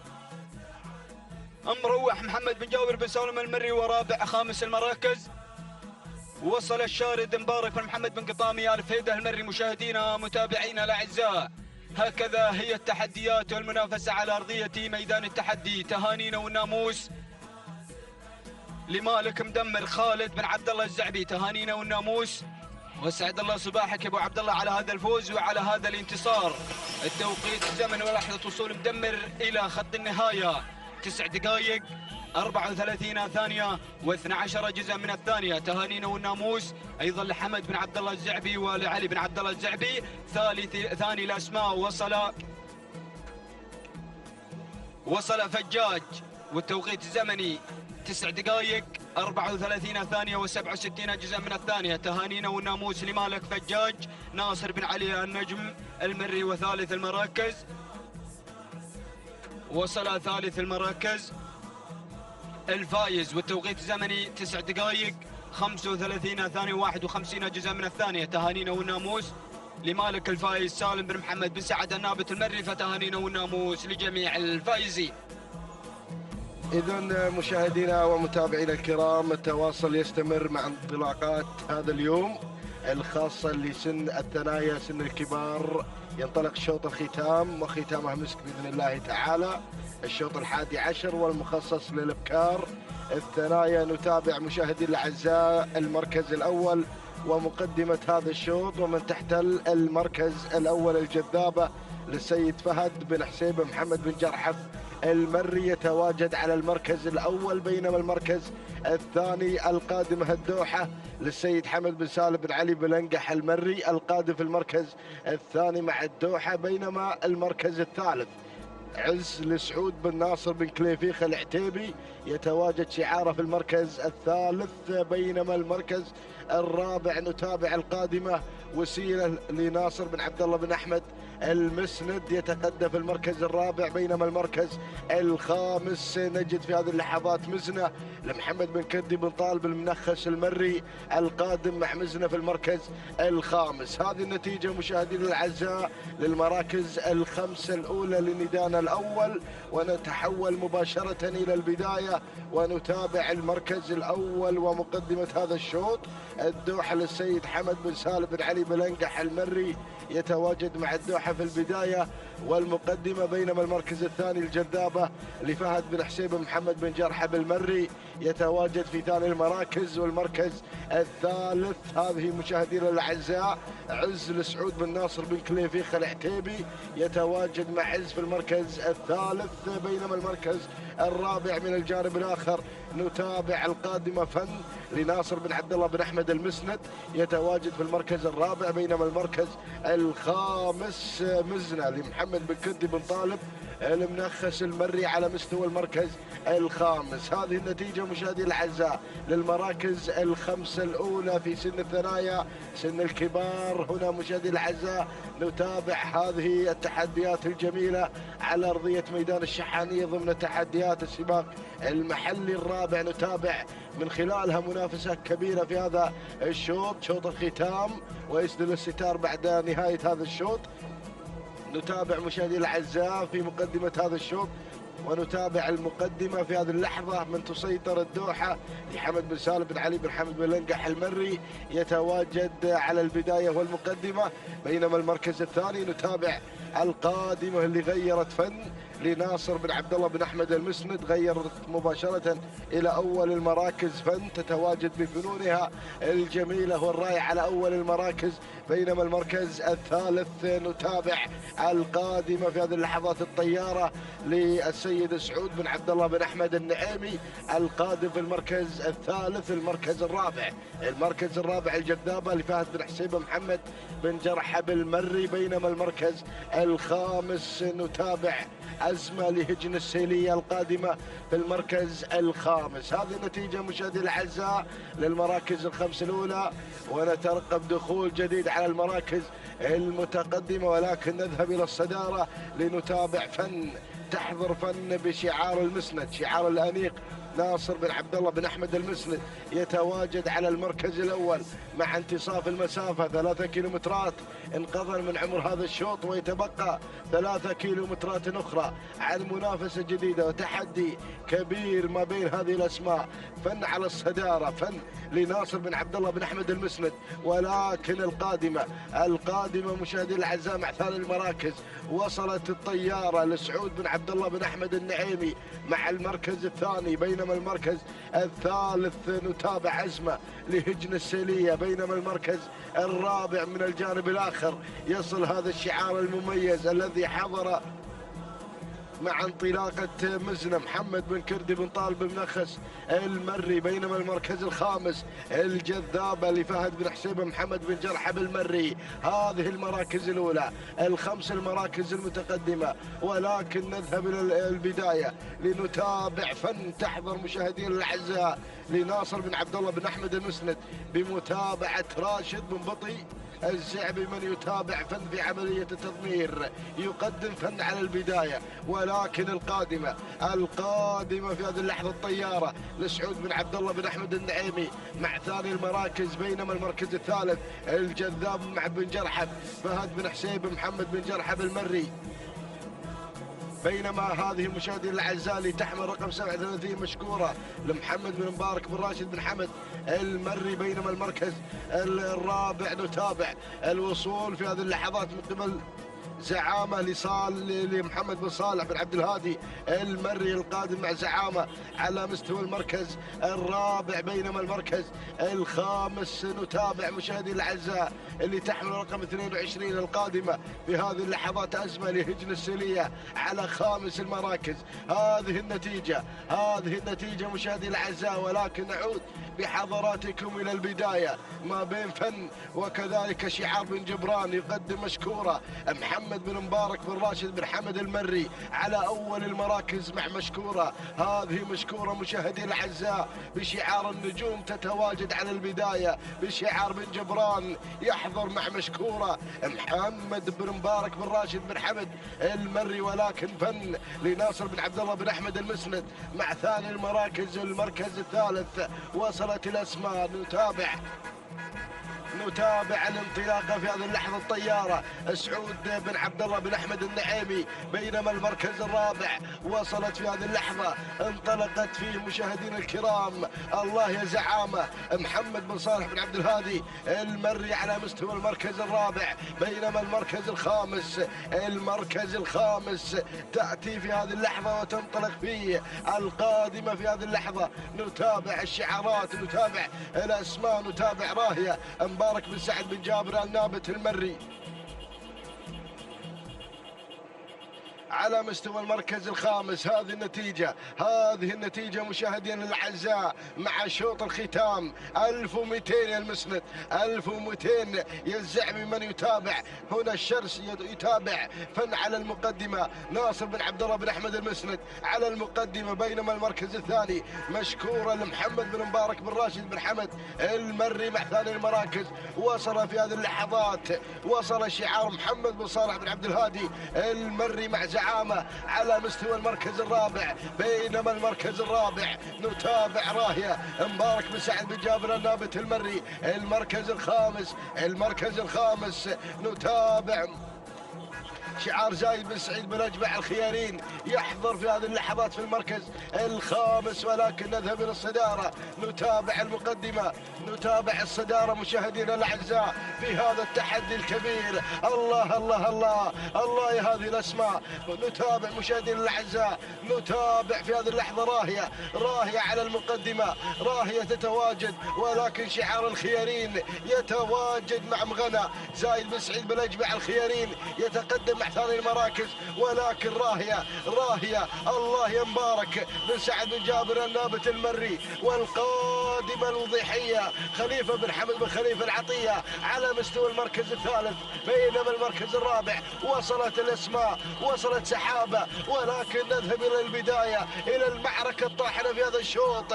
نتابع مشاهدينا الأعزاء في هذا التحدي الكبير. نتابع الله الله الله الله يا هذه الأسماء. وصلت في هذه اللحظة، انطلقت راهية مبارك بن سعد بن جابر النابت المري. اللحظات الأخيرة خط النهاية مشاهدين الأعزاء. يستقبل في هذه اللحظة قدوم راهية تهانينا والناموس لمبارك بن سعد بن جابر النابت المري على هذا الفوز والحضور المميز في شوط الختام.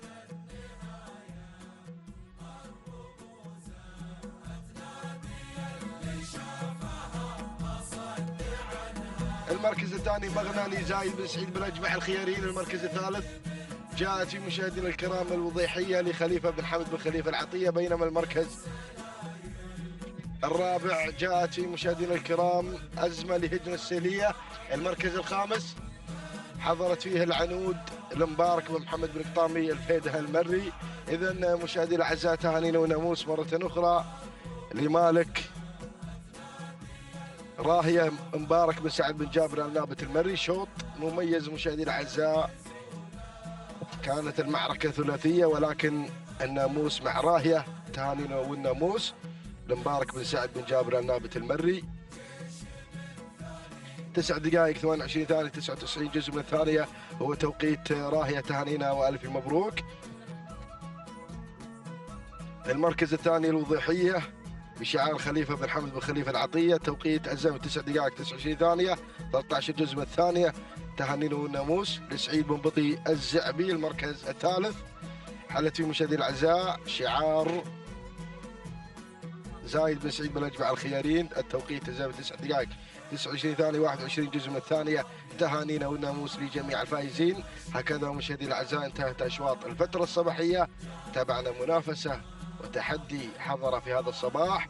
حضرت أمس في الشوط الرئيسي الأول للسيد ناصر بن عبد الهادي بن طالب بن هليل الغفراني المري، بينما تجلمود خاطف الشوط الرئيسي الخاص بالقعدان الثنايا للسيد عبد الله بن علي بن حمد بن مبارك الفهيدي، بينما هذبة حضرت في الشوط الثالث ومسجلة أفضل توقيت بشعار سالم بن عنزاب الخاتم النعيمي. التوقيت الزمني 9 دقائق 23 ثانية 30 جزء من الثانية. تهانينا وناموس. هذه قائمة المشاهدين الأعزاء، قائمة بأسماء الفائزين والمتوجين بناموس هذا الشوط.